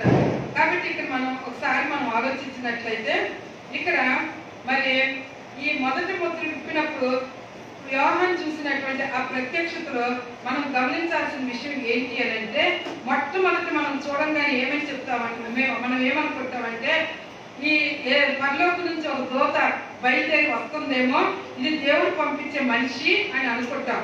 కానీ ఈ తెల్లని గుర్రం మీద వచ్చేటువంటి ఆ వ్యక్తి దేవుడు అధికారంతో పంపించబడినటువంటి వ్యక్తే కానీ దేవుని కార్యాలు చేసేటువంటి వ్యక్తి కాదు. వ్యతిరేకమైన కార్యాలు చేసేటువంటి వ్యక్తి. ఈ మాట మీకు అర్థమవుతుంది అనుకుంటా. యాంటీ క్రైస్ట్కి సపోర్ట్ చేసే వ్యక్తే ఆ గుర్రం నుంచి. మనం అనుకోవచ్చు పరలోకం నుంచి విడుదల చేయబడినటువంటి ఆ గుర్రం, ఆ తెల్లని గుర్రం. తెల్లని అని అనగానే మనకి ఏంటి గుర్తుదది? శాంతికి, పరిశుద్ధతకి, సమాధానానికి గుర్తు. కాబట్టి దేవుడే ఆ గుర్రాన్ని పంపిస్తున్నాడు. ఆ వచ్చినటువంటి ఆ వ్యక్తి దేవుడు పంపించే ప్రతినిధి అని మనం అనుకుంటాం. అది కాదు. కానీ ఆ గుర్రాన్ని మీద ఉన్న వ్యక్తికి అధికారం ఇచ్చి దేవుడే ఇక్కడ పంపిస్తున్నారని మనకి ఆ జీవి రమ్మని పిలిచినప్పుడు ఆ జీవి వచ్చినట్టు మనకి తెలుస్తుంది. కాబట్టి ఇక్కడ మనం చూసినట్లయితే దానికి కూడా ఒక కిరీటం ఇవ్వబడింది. అది జయించుటకు బయట వెళ్ళాను. కిరీటం అదే యేసయ్య తల మీద అయితే ఎన్నో కిరీటాలు ఉంటాయి. దేవుని దగ్గర చాలా కిరీటాలు ఉంటాయి. కానీ ఇక్కడ విరోధి అయిన అపవాదికి, ఆ వ్యతిరేకమైన ఆ విరోధికి ఒక్క కిరీటమే ఇవ్వబడింది. కాబట్టి అది దేవుడు పంపించిన ప్రతినిధి మాత్రం కాదనమాట. కాబట్టి ఇక్కడ ఒకసారి ఇది ఇక్కడ వచ్చి ఏం చేస్తుంది, భూలోకం అంతా సంచరిస్తుంది అనమాట. ఈ భూలోకానికి వచ్చిన తర్వాత ఇక్కడ చేసే పని ఏంటంటే, ప్రస్తుతం ఆలోచించండి, క్రీస్తు పుట్టిన శతాబ్దం నుంచి కూడా అంటే క్రీస్తు శకం ఒకటి నుంచి కూడా ఇప్పటి వరకు మనం చూస్తే దేవుని సత్య సువార్త ప్రకటించడం జరుగుతూనే ఉంది. మొట్టమొదటి యేసు ప్రభు వారు నటుగా పుట్టి దేవుని తండ్రి సువార్తను ప్రకటించడం జరిగింది. తర్వాత 12 మంది శిష్యులను పిలుచుకొని సువార్త ప్రకటించబడినప్పుడు కొంతకాలం నమ్మకంగా పనిచేశారు. తర్వాత వాళ్ళలో కూడా అభినమ్మకం ఏర్పడింది. తర్వాత దేవుడు వారిని చనిపోయిన తర్వాత దేవుడు దాన్ని ఉపయోగించుకున్నట్లు పౌలు భక్తులు పరిచర్య చేసినట్లు మనకు తెలుస్తుంది. ఇదంతా కూడా కొత్త నిబంధనలో సువార్త పరిచర్య గురించి మనకు తెలుసు. ఈ పరిచర్య కాకుండా ఇంకా మనం ఆలోచిస్తే అనేక మంది సేవకులు మిషనరీస్ ప్రపంచం అంతటా తిరిగి దేవుని సత్య సువార్తను ప్రకటిస్తున్న విషయం కూడా.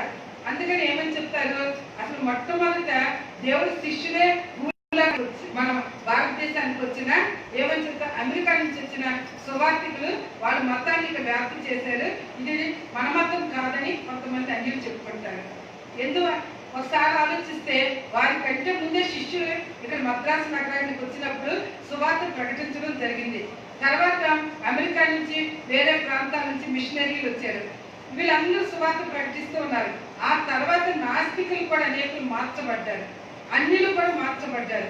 రష్యా, చైనా, టిబెట్, ఇలా నేపాల్ ఇలాంటి ప్రాంతాల్లో కూడా సువార్త బాగా ప్రకటించడానికి అనేకులు దేవుడు మార్చబడటం జరిగింది. అది చేసిన కార్యాలు ఎవరి ద్వారా జరిగింది? దేవుని యొక్క అద్భుత కార్యాలు, ఆశ్చర్య కార్యాలు. వాటిలో ఒకటి చూస్తే ఇక్కడ ఈ మందిరం కట్టించడం కూడా దేవుని యొక్క ఒక కార్యం.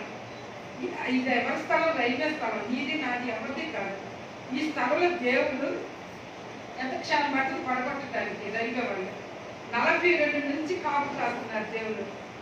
ఎంతమంది ఇక్కడ సేవకులు వచ్చారు, పెద్ద పెద్ద సేవకులు. మా చిన్నతనంలో మాకంటే ముందు ఉన్న తరం వాళ్ళు చెప్పిన మాటలను బట్టి వచ్చిన వాళ్ళే. ఆ తర్వాత ఉన్న సేవకులు కూడా ఈ మధ్య కాలంలో మనం చూస్తున్నప్పుడు ఈ స్థలంలో ఎంతమంది సేవకులు పరిశుద్ధులు కాలు మోపారు, ఎంత వాక్యం. మన పూర్వీకులు ఎంతమంది ఇక్కడ ఉపవాస ప్రార్థన చేశారు. ఎన్నిటి ఫలితం ఇది ఇంకా ఇక్కడ ఉంది అని అంటే దేవుడికి ఒక ఆలోచన ఉంది. ఇంకా ఇక్కడ రక్షించబడవలసిన వాళ్ళు అనేక ఉన్నారు. దేవుని సంకల్పంలో అనేకులు రక్షింపబడాలి కాబట్టి ఈ స్థలాన్ని దేవుడు అలా చూసుకునే ఈ సువార్తను ప్రకటిస్తున్నారు. కానీ ఇక్కడ ఇంకోటి మీరు గమనించాలి. ఇప్పుడు మనం గమనించినట్లయితే యవ్వనస్తులు పేర్లు ఎవరి చెప్పక్కర్లా, ఏ యూట్యూబ్ తీసినా టీవీ ఆన్ చేస్తే యవ్వనస్తులు ఎంతమందో సువార్త చెప్తున్నట్టు మనం ఉన్నాం. చిన్న చిన్న యవ్వనస్తులు, యంగ్ కోలి టీమే కానీ కోసన్నే కానివ్వండి, లేకపోతే ఇప్పుడున్న సేవకులు ఎవరి అన్నా కూడా హైదరాబాద్ కానివ్వండి, మెడ్రాస్ ఇలాంటివన్నీ కూడా చూస్తే, మరి మన దగ్గర ఉన్న సేవకులను కూడా మనం చూస్తే వీళ్ళందరూ యంగ్. అంటే ఇక్కడ నేను చెప్తున్నది ఏంటి అని అంటే సేవకులకి ఒక్కొక్కరికి ఒక్కొక్క పని భావించి దేవుడు సేవకులు ఇలా వాడుకుంటూ ఉన్నారు. కానీ ప్రక్కన ఏం చేస్తుందంటే సాతాను కూడా తన పని తను చేసుకుంటూ అనేకుల్ని దేవుని దగ్గరికి రానివ్వకుండా, ఆకర్షించబడకుండా. ఒక చిన్న సంఘటన, ఎంతమంది మనం ఇక్కడున్న సేవకుల ద్వారా బాప్తిసం తీసుకున్నారు, ఎంతమంది నిలబడ్డారు, ఎంతమంది ఇంకా తీసుకోలేదు. ఆలోచిస్తే ఇక్కడ జరుగుతున్న కార్యక్రమాలు మనం ఆలోచిస్తే దేవుడి పనితో పాటు సాతాను చేసే పని కూడా జరుగుతుందా లేదా అని ఒక చిన్న మందిరంలో మనం గమనించినట్లయితే ఇంకా మరి రాష్ట్రంలో, దేశంలో, ప్రపంచంలో దేవుని పని జరుగుతూనే ఉంటుంది. దేవుడు ఏం చెప్తున్నారు, ఈ సత్య సువార్తను ప్రపంచం అంతా వెదజల్లమని శిష్యులు చెప్పారు. వెదజల్లుతున్నారు. కావలసిన పరికరాలన్నీ కూడా దేవుడు జ్ఞానం ఇచ్చి పంపిస్తున్నారు. ఎక్కడికెక్కడ శాటిలైట్ ఇవన్నిటిని ఉపయోగిస్తూ అంత పని సాతాను కూడా ఏం చేస్తుందంటే బిడ్డలను ఆకర్షించుకోకుండా ఆ విరోధి అయినటువంటి యాంటీ ఏం చేస్తుందంటే ఆ గుర్రం మీద నుంచి వచ్చిన ఆ సాతాను తన టైంని బిడ్డల్ని దేవుడి దగ్గరికి రానివ్వకుండా, ఆదివారం పరిశుద్ధ దినం ఉపయోగించుకోకుండా టీవీలు, సినిమాలు చూసుకుంటూ ఎంతమంది లాక్డౌన్లో నిజంగా చెప్తున్నానమ్మా, ఎంత కార్యక్రమాలు, లైవ్ కార్యక్రమాలు ఉదయం ఆన్ చేస్తే రాత్రి వరకు చెప్తున్నాను. కానీ ఎవరైనా సరే ఒక రోజు అలా కూర్చొని లైవ్ కార్యక్రమంలో దేవుడి వాక్యం వింటాం కానీ స్థుతించడం, ఆరాధించడం గంటలు చేశారా అని ఒకసారి ఆలోచించినట్లయితే అలా చేసిన వాళ్ళ సంఖ్యతో కంపేర్ చేసుకుంటే చేయని వారి సంఖ్య, సినిమాలు పెట్టుకొని ఎంజాయ్ చేసిన వాళ్ళు, ఆటలతో ఎంజాయ్ చేసిన వాళ్ళు, ఈ పబ్జీ ఇలాంటివన్నీ ఏ వస్తున్నాయి కదా ఇలా. అంటే దేవుడు ఒక పరికరాన్ని దేవుడు మనకి ఎందుకు ఇచ్చారు అని ఒకసారి ఆలోచిస్తే దేవుడు సువార్త విస్తృతంగా వ్యాప్తి చెందాలని. కానీ సాతాను విరోధి అయినటువంటి యాంటీ క్రైస్ట్ ఈ భూలోకంలో చేస్తున్న పని ఏంటంటే ఆ విరోధి అయినటువంటి తెల్లని మరి శాంతి దూతలాగా వచ్చినటువంటి ఈ యొక్క విరోధి ప్రపంచ సువార్తని ఎక్కడెక్కడ ప్రజల హృదయాలు దూసుకొని పోకుండా, పరిశుద్ధపరచకుండా, దేవుని దగ్గరికి రాకుండా, దేవుణ్ణి ఆజ్ఞ అనుసరించకుండా ఉండటానికే ప్రయత్నం చేస్తుంది. కాబట్టి ఇప్పుడు మనం ఒకసారి ఆలోచించినట్లయితే ప్రపంచ పరిస్థితులు మనం చూసినట్లయితే ఇప్పుడు మనం తెలుసుకోవాల్సిన విషయం ఏంటంటే ఎక్కడ పాపం ఎక్కువగా ఉంటుందో అక్కడ దేవుని కృప కూడా విస్తారంగా ఉంటుంది. పాపం ఎక్కడ ఎక్కువగా ఉంటుందో నా కృప ఎక్కువగా అక్కడ ఉంటుందని. కాబట్టి ఇప్పుడు నేను చెప్పేది ఏంటంటే ఈ స్థితిలో దేవుని కృప మన మధ్య ఉంది. కాబట్టి మన ప్రార్థనలో, సేవకుల ప్రార్థనలో, విశ్వాసుల ప్రార్థనలో, రక్త సంబంధికుల ప్రార్థనలో, ప్రపంచంలో అనేకుల ప్రార్థనలో అనేకులకు మార్చబడటానికి ఈ భయంకర వ్యాధి మనకు వచ్చినప్పుడు భయాన్ని కలుగు చేసి అనేకులు మార్చబడతారేమోనని కూడా ఒక ఆలోచనతో మరి రక్షింపబడాలనే ఆశతో అనేకులు ప్రార్థన చేస్తున్నారు. కాబట్టి ఒకసారి మనం ఆలోచిస్తే మరి రక్షింపబడిన వారి సంఖ్య, ఆత్మీయ జీవితంలో విశ్వాసంతో ముందుకెళ్తున్న వారి సంఖ్యతో అన్నిటితో పోల్చుకున్నప్పుడు ఎలాగుందో మనం ఆలోచించుకోవాలి. కాబట్టి ఈ మొదటి ముద్ర ఏమని చెప్తున్నారంటే ఇటువంటి పరిస్థితులు ఉండగా కూడా నోవా కాలంలో ఎలాగైతే తినుతూ తాగుతూ ఉన్నారు, లాక్డౌన్లో ఎలా చెప్పుకునేవాళ్ళంటే అన్ని రకాల వంటలు చేసుకుంటునేవాళ్ళంట. అంటే వచ్చిన సమాచారాలు వింటే ఆ శరీర శ్రమ కూడా లేకపోవటం వల్ల ఏమైపోతున్నారు, అలసట లేకపోవటం, శరీరాలు న్యూస్లన్నీ మనం వింటే మనకు తెలుస్తుంది కదా.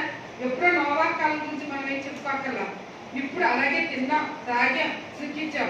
కొంతమంది అయితే ఈ మత్తు పదార్థాలతో మత్తుగా జీవించారంట.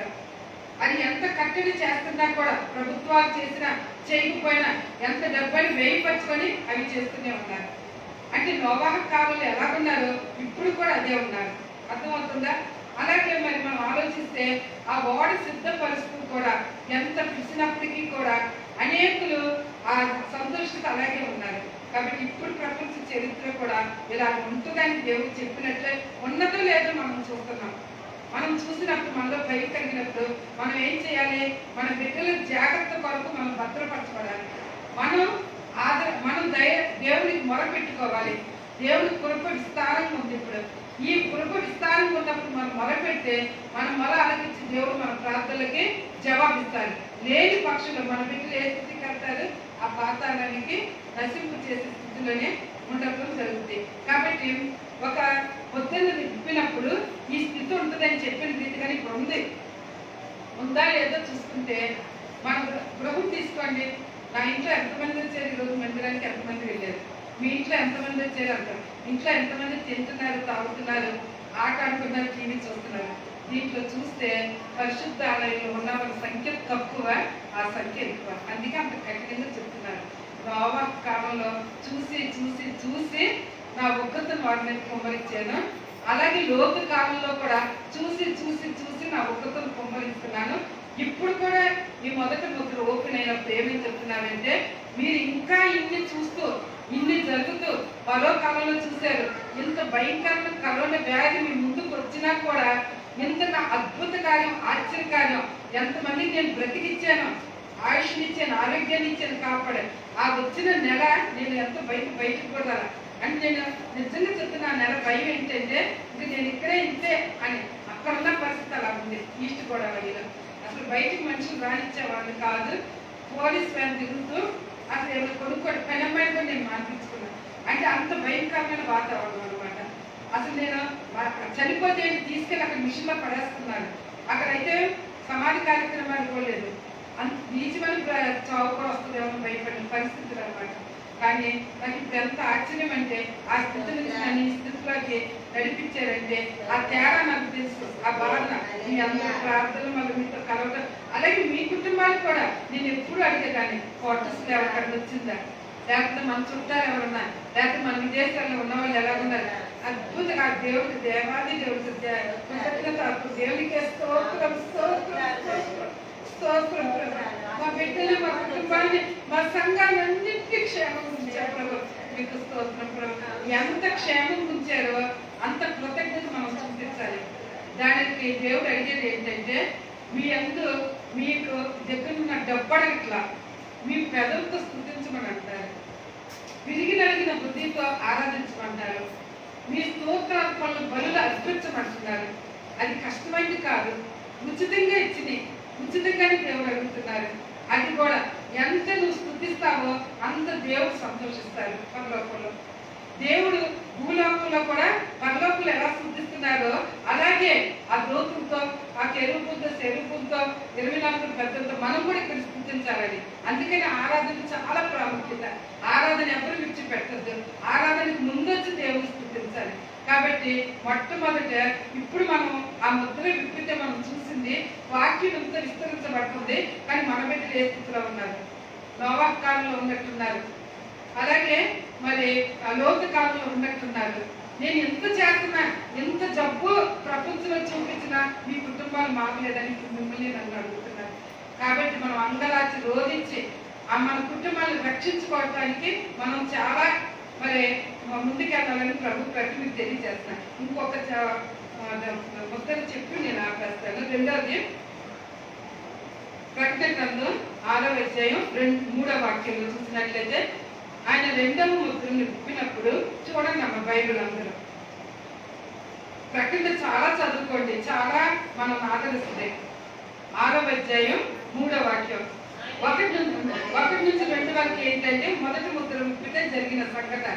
సువార్త ప్రకటించబడుతుంది కానీ లోతు కాలంలో ఉన్నట్టే పరిస్థితి ఉంటుంది. అలాగే ముందే మనం చూస్తున్నాం, ఇప్పుడు మనం అనుకోవటం కాదు, చూస్తున్నాం.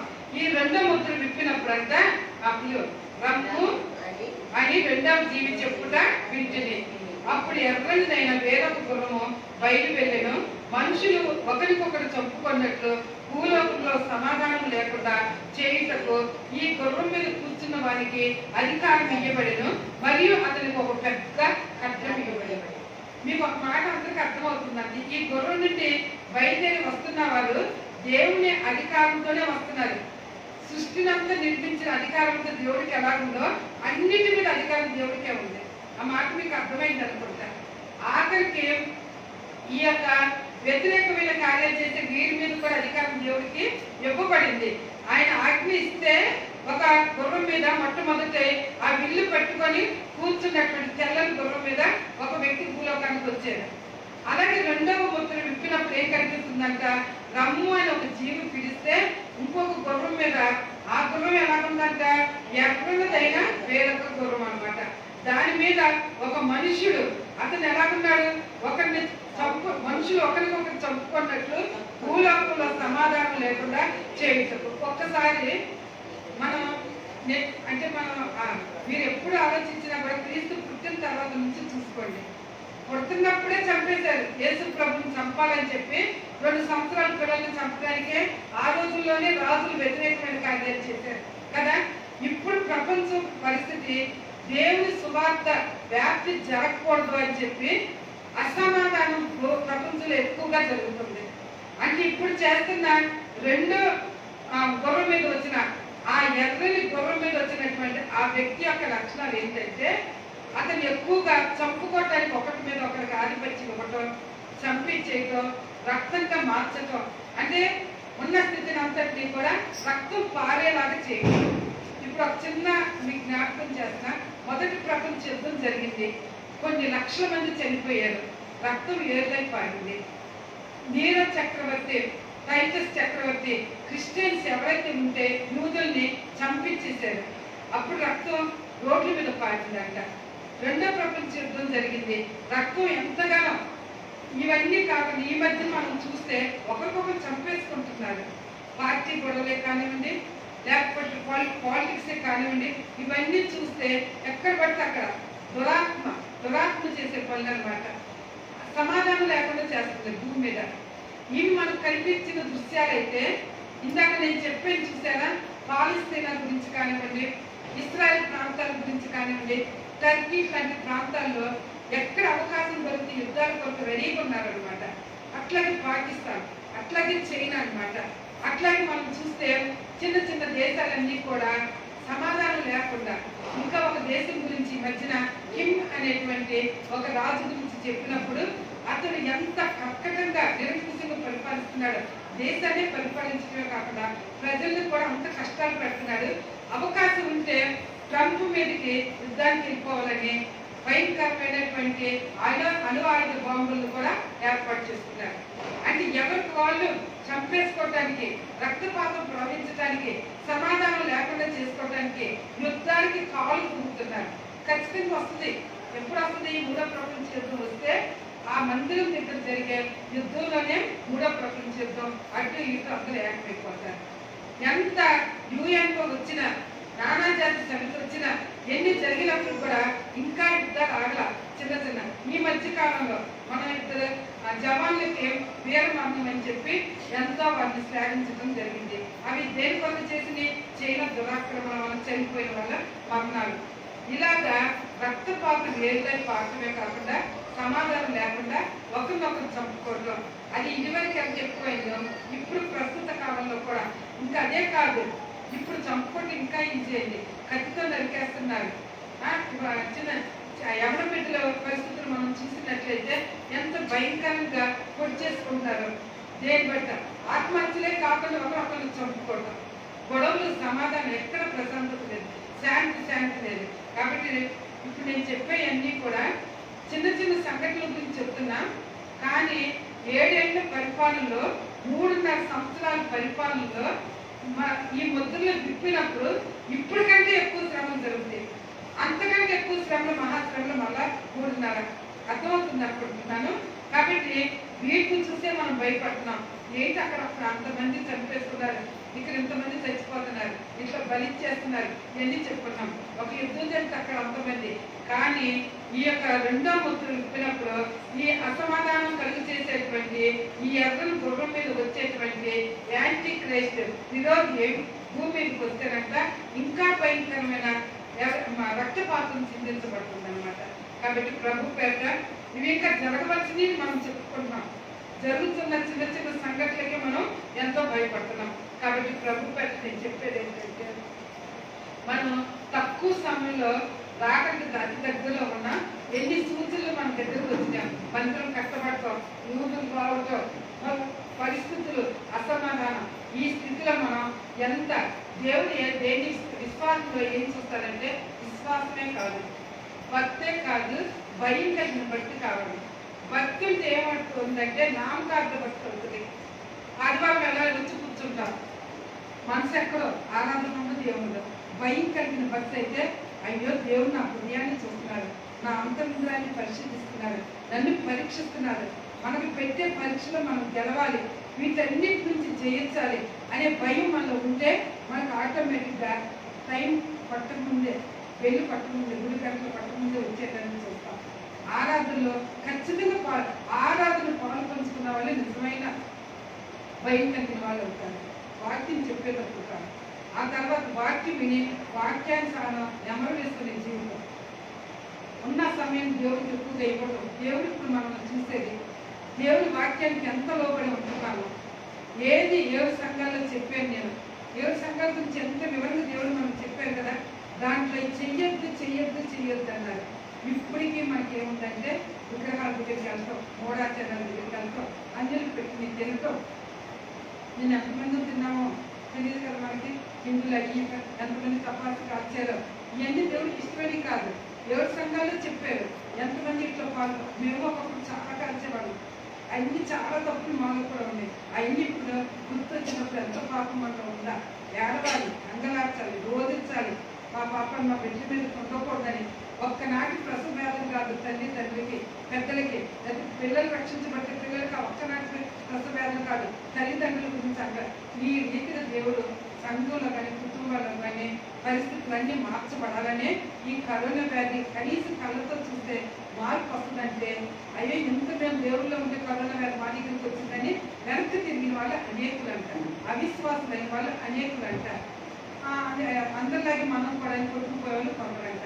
చూస్తూ దేవుడే మాకు ప్రత్యక్షం అవుతారు. కాబట్టి ప్రభు ప్రార్థన చాలా జాగ్రత్తగా సిద్ధపడాలని, ఆ విందుకి మనం పిలువబడాలని ప్రభు ప్రార్థన దేవుడు మీకు అవకాశం ఇస్తే ప్రార్థన చేసుకుని పూర్తి చేసుకోవాలని ఆశపడుతున్నాను.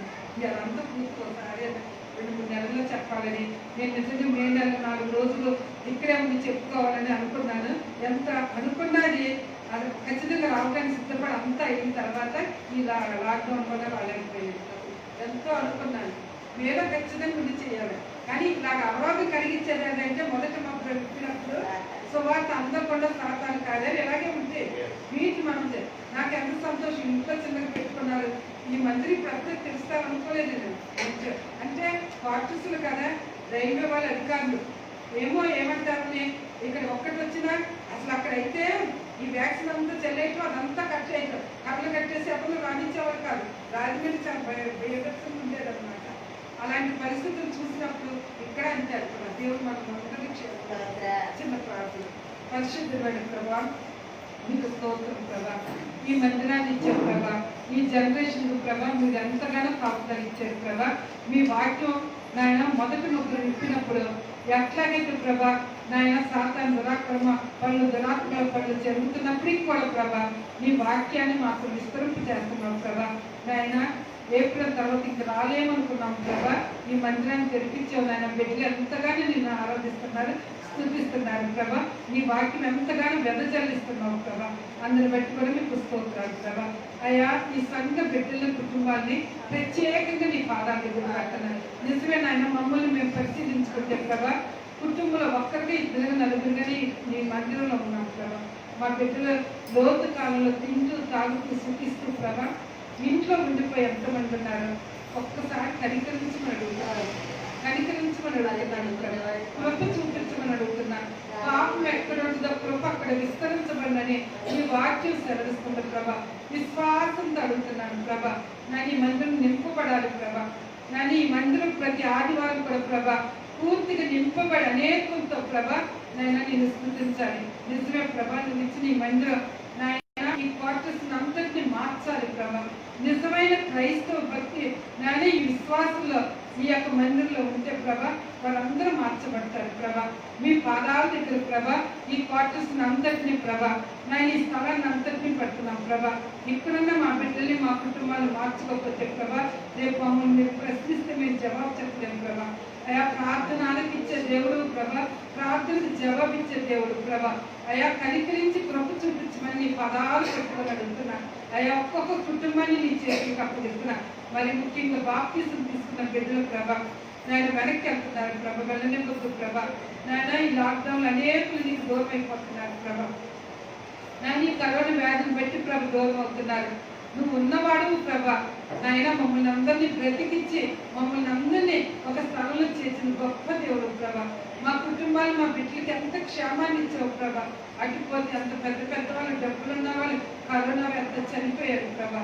కానీ మమ్మల్ని బ్రతికించుకున్న కేవలం నేను స్థితించడానికి ఒక్కసారి మమ్మల్ని జ్ఞాపకం చేసుకుని ఆయన మా కుటుంబాన్ని మా బిడ్డల్ని నీ పదాల దగ్గర పెడుతున్నాను. రైల్వే క్వార్టర్స్ చుట్టుపక్కల ప్రాంతాన్ని ఆయన అన్ని దేవతల ఆరాధనలు నిర్మూలించబడాలి ప్రభా. నీవే నిజమైన దేవుడని అందరూ మార్చబడాలి ప్రభా. నేను ఒక్కసారి ప్రభా నాయన ఈ స్థలాన్ని అంతటినీ మీరు పరిశుద్ధపరచండి ప్రభా. నాయన నువ్వు పిలుచుకునే దేవుడు ప్రభా, ఏలు వేసుకొని పిలుచుకునే దేవుడు ప్రభా. అయ్యా బాప్తిసం బిడ్డ కొందరు బిడ్డల ప్రభా అనేకులు ఆకర్షించబడేలాగా ఈ సంఘంలో ఉన్న ఎవరి బిడ్డలు మీ పాదాల దగ్గర పెడుతున్నారు. సాతాను వారిని శోధనలకు నెట్టి వేస్తున్నారు. రక్తంతో వారిని పరిశుద్ధపరచండి ప్రభా. నీ పరిశుద్ధ రక్తంతో వారిని కడగండి ప్రభా. నీ ఎవరి రక్తం వారిపై ప్రోక్షింప చేయండి ప్రభా.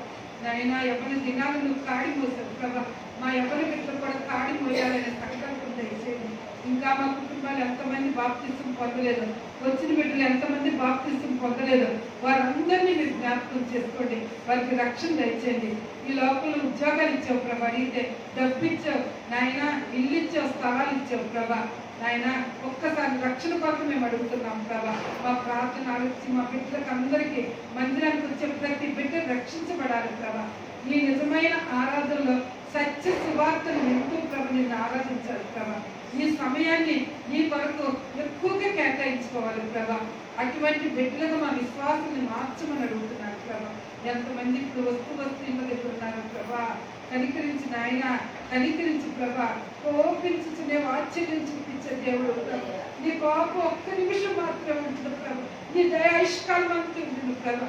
అయా చేయను ఉద్దేశించిన పని చెయ్యనన్నావు ప్రభా. విజ్ఞాపం చేస్తున్నాం. క్షమించండి క్షమించండి క్షమించండి. బిడ్డలు నడిపించండి ప్రభా. ఈ స్థలంతో మార్చబడే బాధ్యత నా నీ సంఘానికి దయచేయమని ప్రభా. సేవకుని ప్రభా, సేవకు సహాయం చేసిన నీ బిడ్డల ప్రభా. నాయన స్త్రీల పురుషుల ప్రభా, ఎవరి బిడ్డల ప్రభా, ఎంతో నాయన నీ పరిచయంలో సంతోషిస్తున్న బిడ్డల ప్రభా, వారందరూ కూడా ప్రభా అనేకులు మార్చబడేలాగా, చిన్న బిడ్డలను చిన్నప్పటి నుంచే ప్రభా నీ అంత భయం భక్తి పెంచేలాగా ప్రభా, నీ సన్నిధి కాంతి వీరందరి మీద ప్రకాశింపజేసి ఆయన బలపరిచి స్థిరపరిచి నీ రాకడికి ప్రభా సిద్ధపడి ప్రభా ఆ విందుకి మేము పిలువబడేలాగా మమ్మల్ని సిద్ధపరచమని యేసుక్రీస్తు నామమున మిమ్మల్ని ప్రతిలాంటి వేడుకుంటున్నాం తండ్రి. ఆమేన్.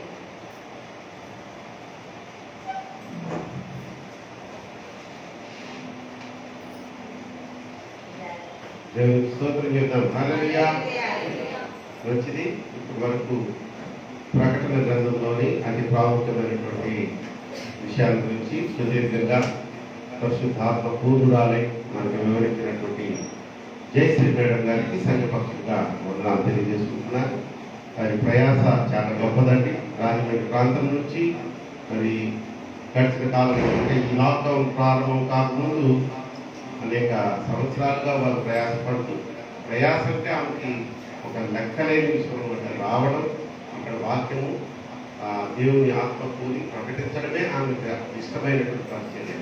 కనుక ఎన్ని అవరోధాలు వచ్చినా మరి దేవుడు ఈ వారం ఆమె నిలబెట్టుకున్నందుకు దేవుని స్తోత్రం చెప్తున్నాం. హల్లెలూయా. మంచిది. మరొకసారి ఆ బిడ్డను ఈ పరిచయంలో వాడుకుని ఉద్యోగన మనందరం ప్రార్థన పూర్వకంగా ఉందాం. అనేకమైనటువంటి గొప్ప గొప్ప విషయాలు ట్రంప్ విషయం ఎంత చక్కగా చెప్పారు కదా. ట్రంప్ అనేక గొప్ప గొప్ప వాళ్ళు చేయలేకపోయినా అతను చేశాడు. అంత మాత్రాన్ని అతను పర్మనెంట్గా అమెరికా అధ్యక్షుడిగా ఉంచారు దేవుడు. అతన్ని ఉపయోగించుకున్నారు. నువ్వు తప్పుకో, నెక్స్ట్ వచ్చేవాడు తరఫున వేరే పని ఉందని చెప్పి ఇప్పుడు బైడెన్ కదండి, జాన్ బైడెన్ అనే వ్యక్తి ఇప్పుడు అమెరికా ప్రెసిడెంట్. ఎవరంటే ఇప్పుడు అమెరికా ప్రెసిడెంట్ తెలుసా మీకు? ఇంకా ట్రంప్ అనుకుంటున్న వాడు ఎవరు ఉన్నారా? ట్రంప్ శకం అయిపోయింది. సేవకులు దేవుడు బాగా వినియోగిస్తున్నారు, అద్భుత కార్యం చేశారు. ఇది జాన్ బైడెన్ గురించి మనం ప్రార్థన చేద్దాం. ప్రభు ఆత్మ ఆయన నడిపించి విశ్వాసులకు ప్రపంచంలోని క్రైస్తవ మార్గంలో ప్రయాణించే ప్రతి బిడ్డకు ఉపయోగకరమైన నిర్ణయాలు తీసుకోవాలని మనము ప్రార్థన చేద్దాం. సరే, మంచిది. కృతజ్ఞతా కాలం సమర్పించుకున్న వారు, సిద్ధపడించిన వారు ఎవరైనా ఉన్నట్లయితే దయచేసి త్వరగా ముందుకు రండి. మీ కొరకు ప్రత్యేకంగా నేను ప్రార్థన చేస్తాను.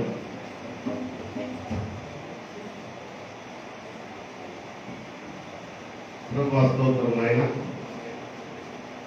ప్రీతిమార్పులు ప్రేరించి మనకి ఇచ్చినటువంటి ఆశీర్వాద ఫలంలో నుంచి దశమ భాగం నిన్ను ప్రేమించి ఆయన నీ సన్నిధికి తీసుకుని వచ్చిన ఈ బిడ్డకు నూరెత్తున ఆశీర్వాదం దయచేయండి.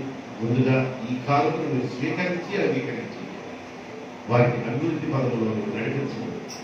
యేసు నామములో ఈ ప్రార్థనను సమర్పించి ప్రజలు ఆడబెట్టుకుంటున్నాను నా పరమ ఆమేన్.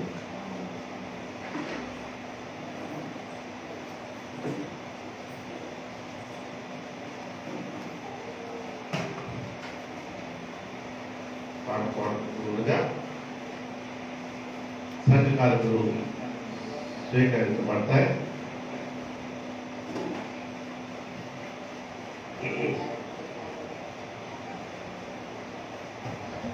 స్తోత్రం.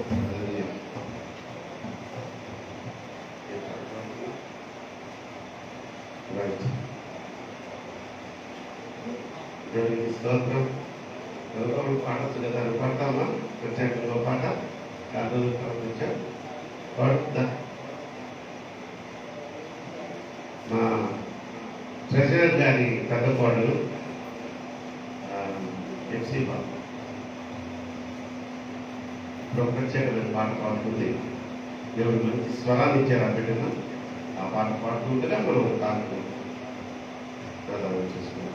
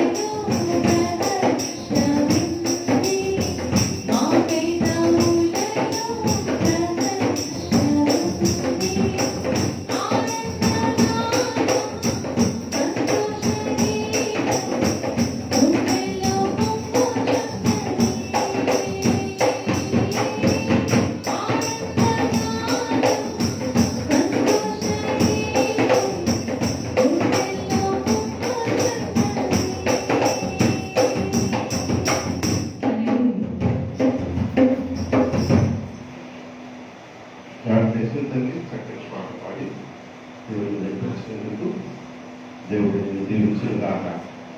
మంచిది ప్రియులారా, ఒక ప్రాముఖ్యమైన ప్రకటన. మరి ఈరోజు నా జీవితంలో, నా పర్సనల్ లైఫ్లో ఇది ఒక ప్రాముఖ్యమైనటువంటి దినము. ఎందుకంటే అసలు నేను ఊహించనటువంటి స్థితికి దేవుడు నన్ను తీసుకొచ్చారు. ఎక్కడో బ్యాక్ అక్కడ వరండాలో ఆ ప్రసాద్ గారి పక్కన కూర్చొని ఉన్న ఈతారా ప్రకాష్ని సంఘానికి మరి ఒక సేవకునిగా నియమింపజేసి నన్ను వాడుకుంటున్నందుకే అది చాలా అద్భుతము, అమోఘం అనుకున్నాను. కానీ దానికి ముందు నేను చేసిన పని ఏంటంటే, కొన్ని విమర్శలు వచ్చాయి కనుక ఒక శనివారం రోజు ఒక 20 నిమిషాలు వాక్యం చెప్పినందుకు పెద్దగా ఉంది. సంఘ పెద్దగా ఉన్నప్పుడు పెద్ద కూడా అనుకోకూడదు, ఒక యాక్టివ్ పర్సన్గా ఉన్న సమయంలో 10 సంవత్సరాల క్రితం ఒక శనివారం 20 నిమిషాలు వాక్యం చెప్పినందుకు నా మీద ఇంత బండలు వేశారు. దైవజనులే, వారికి సపోర్ట్ చేస్తున్న విశ్వాసులు, ఆయనకి ఏ అర్హత ఉందని వాక్యం చెప్పాడు. వారికి వాక్యం చెప్పిన దానికి అర్హత ఏం అవసరం లేదండి, క్వాలిఫికేషన్స్ అవసరం లేదు. నేను చాలా మంది దైవజనులు అడిగాను, ఏమండి వాక్యం చెప్పాలంటే దానికి కూడా కోర్సు చేసి ఉండాలా, ఏదైనా సర్టిఫికెట్ ఉండాలంటే ఎవరండి అన్నారు. ఇలా అన్నారండి నన్ను అంటే, అది ఏదో కడుపులో ద్వేషం పెట్టుకుని మాట్లాడి అన్నారు. అయినా ఒక నింద వచ్చింది కదా అని లీస్ట్ కోర్సు ఈ బైబిల్ ట్రైనింగ్లో BTH అంటారు, బ్యాచులర్ ఆఫ్ థియాలజీ అనే కోర్సు చేశాను. చేసినందుకే మా కమిటీ వారు తెలుసు కదా మీకు, దాదాపు 5-6 సంవత్సరాలు మన సంఘానికి ఒక సేవకుడు, పర్మనెంట్ సేవకుడు మాస్టర్ గారు లేకుండానే నడిపేశాం. అప్పుడు ఇంకెందుకు నువ్వు ఆలోచిస్తున్నావు, నీకు ఆ సర్టిఫికేట్ కూడా లేనప్పుడే నేను పాస్టర్ చేద్దాం అనుకున్నాను. మేము ఇప్పుడు సర్టిఫికేట్ కూడా వచ్చేసింది కాబట్టి ఆపద్ధర్మ పాస్టర్ గారిలో ఉండాలి కానీ సంఘ పెద్దలు సహ విశ్వాసులందరూ ఆశించి నన్ను అభిషేకించి నీ సేవ చేసుకునే, దేవుని సేవ పరిచయం చేసుకునే భాగ్యాన్ని ఇచ్చారు. ఆ తర్వాత అదే కాలేజీలో నాతో పాటు BTH చేసినటువంటి స్టూడెంట్స్ ప్రోత్సాహంతో, ఆ డైరెక్టర్ గారి ప్రోత్సాహంతో ఎలాగో తెలియకుండానే MTH కూడా చేశాను. ఆ డిగ్రీ కూడా పొందుతున్నాను. నేను స్తోత్రం చెప్తాను. ఈరోజు అదే కాలేజీలో మళ్ళీ అదే డైరెక్టర్ గారి ప్రోత్సాహంతో, అదే నా సహా స్టూడెంట్స్ ప్రోత్సాహంతో, అన్న ఇంటికి చేశావు, ఎందుకు చేయలేవు, PhD చేద్దామన్నారు. అయ్యా ఇంకా నన్ను వదిలేండి, నాకు BTH చాలా ఎక్కువ, నన్ను పుష్ చేసి మీరు MTH చేయించారు. PhD అంటే అది డాక్టరేట్, చాలా కష్టంతో కూడిన పని. అది వృత్తులయ్యా, నాకు అవసరం లేదు, ఇట్స్ నాట్ నెసెసరీ అండి. మేమంతా అవసరం చేస్తున్నామన్నా, కానీ క్వాలిఫికేషన్ ఉండాలి. అంటే స్టెప్ బై స్టెప్ ఇంటర్మీడియట్లో కొంత నేర్చుకుంటాం కదన్నా, డిగ్రీకి పోతే ఇంకొంచెం సబ్జెక్ట్లో, అదే ఇంకా ప్రొఫెషనల్ కోర్స్ చేస్తే ఇంకా జ్ఞానం, అలా ఇది కూడా ప్రొఫెషనల్ కోర్స్ లాగా అనుకున్నా అన్నారు. సాహసం చేసి PhD కూడా ముగించడం జరిగింది. దేవునికి స్తోత్రం, హల్లెలూయా. ఈరోజు ఆర్డినేషన్ నాకు జరిగిస్తా ఉన్నారు. ఆర్డినేషన్ కాదు, గ్రాడ్యుయేషన్, PhD గ్రాడ్యుయేషన్. ఆ సర్టిఫికెట్ ప్రదానము అక్కడ అమ్మ కళ్యాణ మండపం దగ్గర ఒక పెద్ద చర్చ్ ఉందంట. ఆ చర్చిలో ఈరోజు సాయంత్రం 4 గంటలకు ఆ కార్యక్రమం జరగబోతుంది.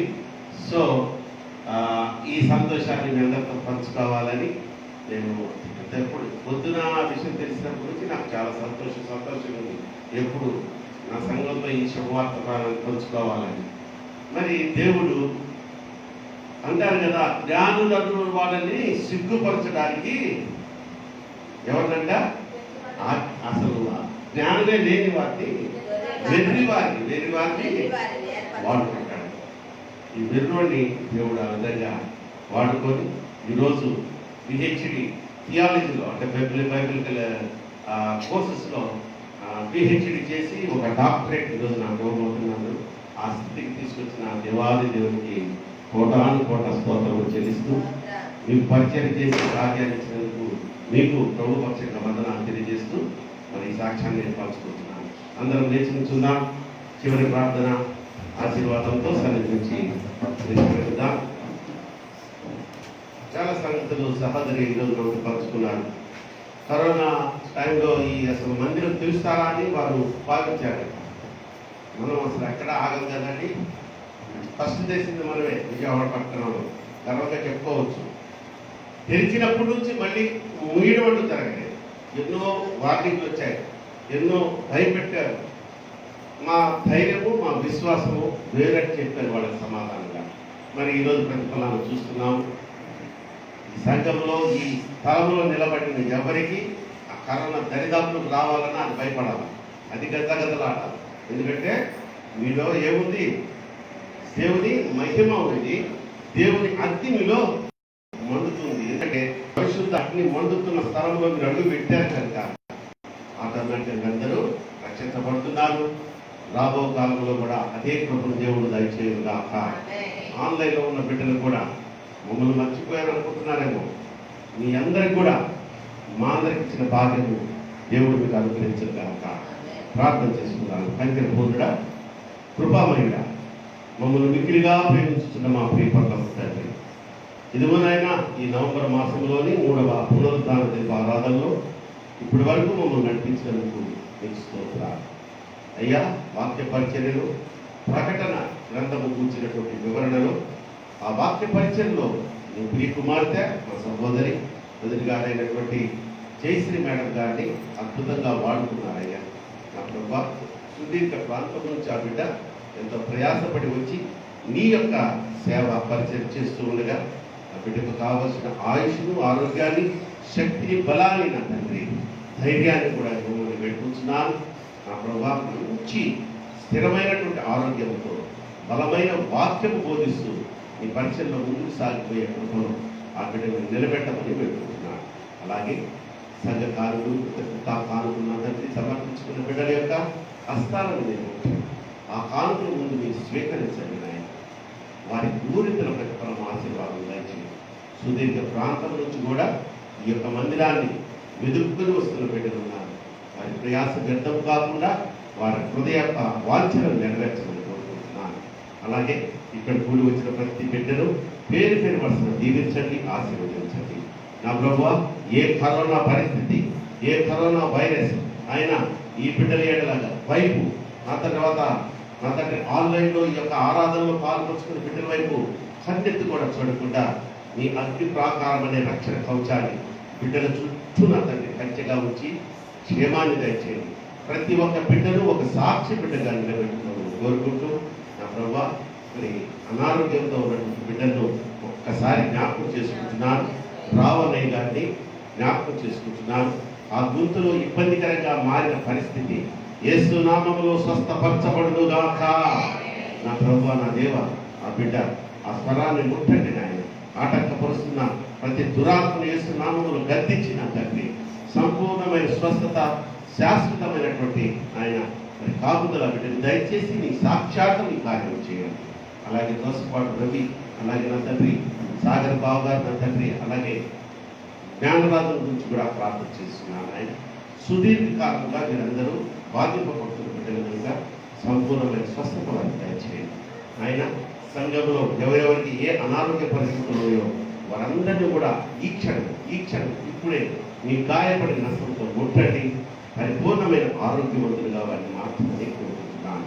అలాగే గర్భవతులుగా ఉన్న బిడ్డలకు క్షేమకరమైన ప్రసవాలు, ఆరోగ్యకరమైన బిడ్డలు ఇవ్వండి. అలాగే గర్భఫలాల కోసం ఎదురు చూస్తున్న మా ప్రియ కుమార్తెల యొక్క ఆ కన్నీటిని మీరు తెలుస్తూ నా తండ్రి వారి కన్నీటిని నాట్యముగా మార్చే పరిస్థితులు యేసు నామములో వారికి కలుగునుగాక.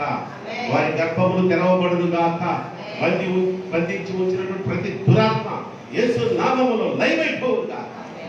ప్రభువా, నా ప్రభువా, నా దేవా, నేను కేవలం నీకు విజ్ఞాపనం చేయగలిగిన వారిని కాదు, గొప్ప కార్యము చేసే మా పక్షమున యుద్ధము చేసే మా దేవుడికి నేను విన్నవించుకుంటూ ఉండగా మా మనవులన్నిటినీ నా తండ్రి సఫలీకృతం చేసి కార్యరూపం దాల్చడం వేడుకుంటూ, అలాగే నన్ను కూడా ఒకసారి జ్ఞాపకం చేసుకుంటున్నాను.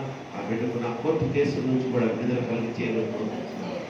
ఈ ఆన్లైన్లో నా తండ్రి మాతో పాటు నా తండ్రి ఇప్పటి వరకు ఈ ఆరాధనలో ఎంతో సంతోషంగా పాల్పంచుకున్నాను. నా ప్రియ సహోదరు ఆయన మరి కుర్చీని కూడా దీవించండి, ఆశీర్వదించండి. తనకు అనుగ్రహించిన కుమార్తె, ఏకైక కుమార్తెను, వారి కుటుంబీకులను కూడా ఆశీర్వదించండి. వారి చుట్టూ మీ యొక్క అగ్ని కంచెను ఉంచండి. ప్రత్యేకంగా అయినా ఆ బిడ్డ గురించి ప్రార్థన చేస్తూ, నా ప్రభువా, అలాగే ఇక్కడికి కూడా వచ్చిన ప్రతి బిడ్డకు ఎంతోమంది స్నేహితులు ఉండొచ్చు, ఎంతోమంది రక్త సంబంధికులు ఉన్నారు, ఆయన బంధువులు ఉన్నారు. వారందరికీ కూడా ఆయన రక్షణ లేక నా తండ్రి మరి ఆ యొక్క లోకంలో కొట్టుకొనిపోతున్నారు. అదే ప్రక్రియలో నా తండ్రి నా యొక్క స్వజనులు, నా రక్త సంబంధికులు కూడా రక్షణ లేక నా తండ్రి ఎంతోమంది కొట్టుకుపోతున్నారు ఈ లోకంలో పడి. వారందరి గురించి కూడా ఈ పాదాలు పట్టుకొని ప్రతిలాడుకుంటున్నాము. ప్రతి ఒక్కరికి మారుమనసును అనుగ్రహించండి, పశ్చాత్తాప హృదయం అనుగ్రహించండి, బాప్తిసము తీసుకోవాలన్న తలంపు, ఆశ కలిగించండి.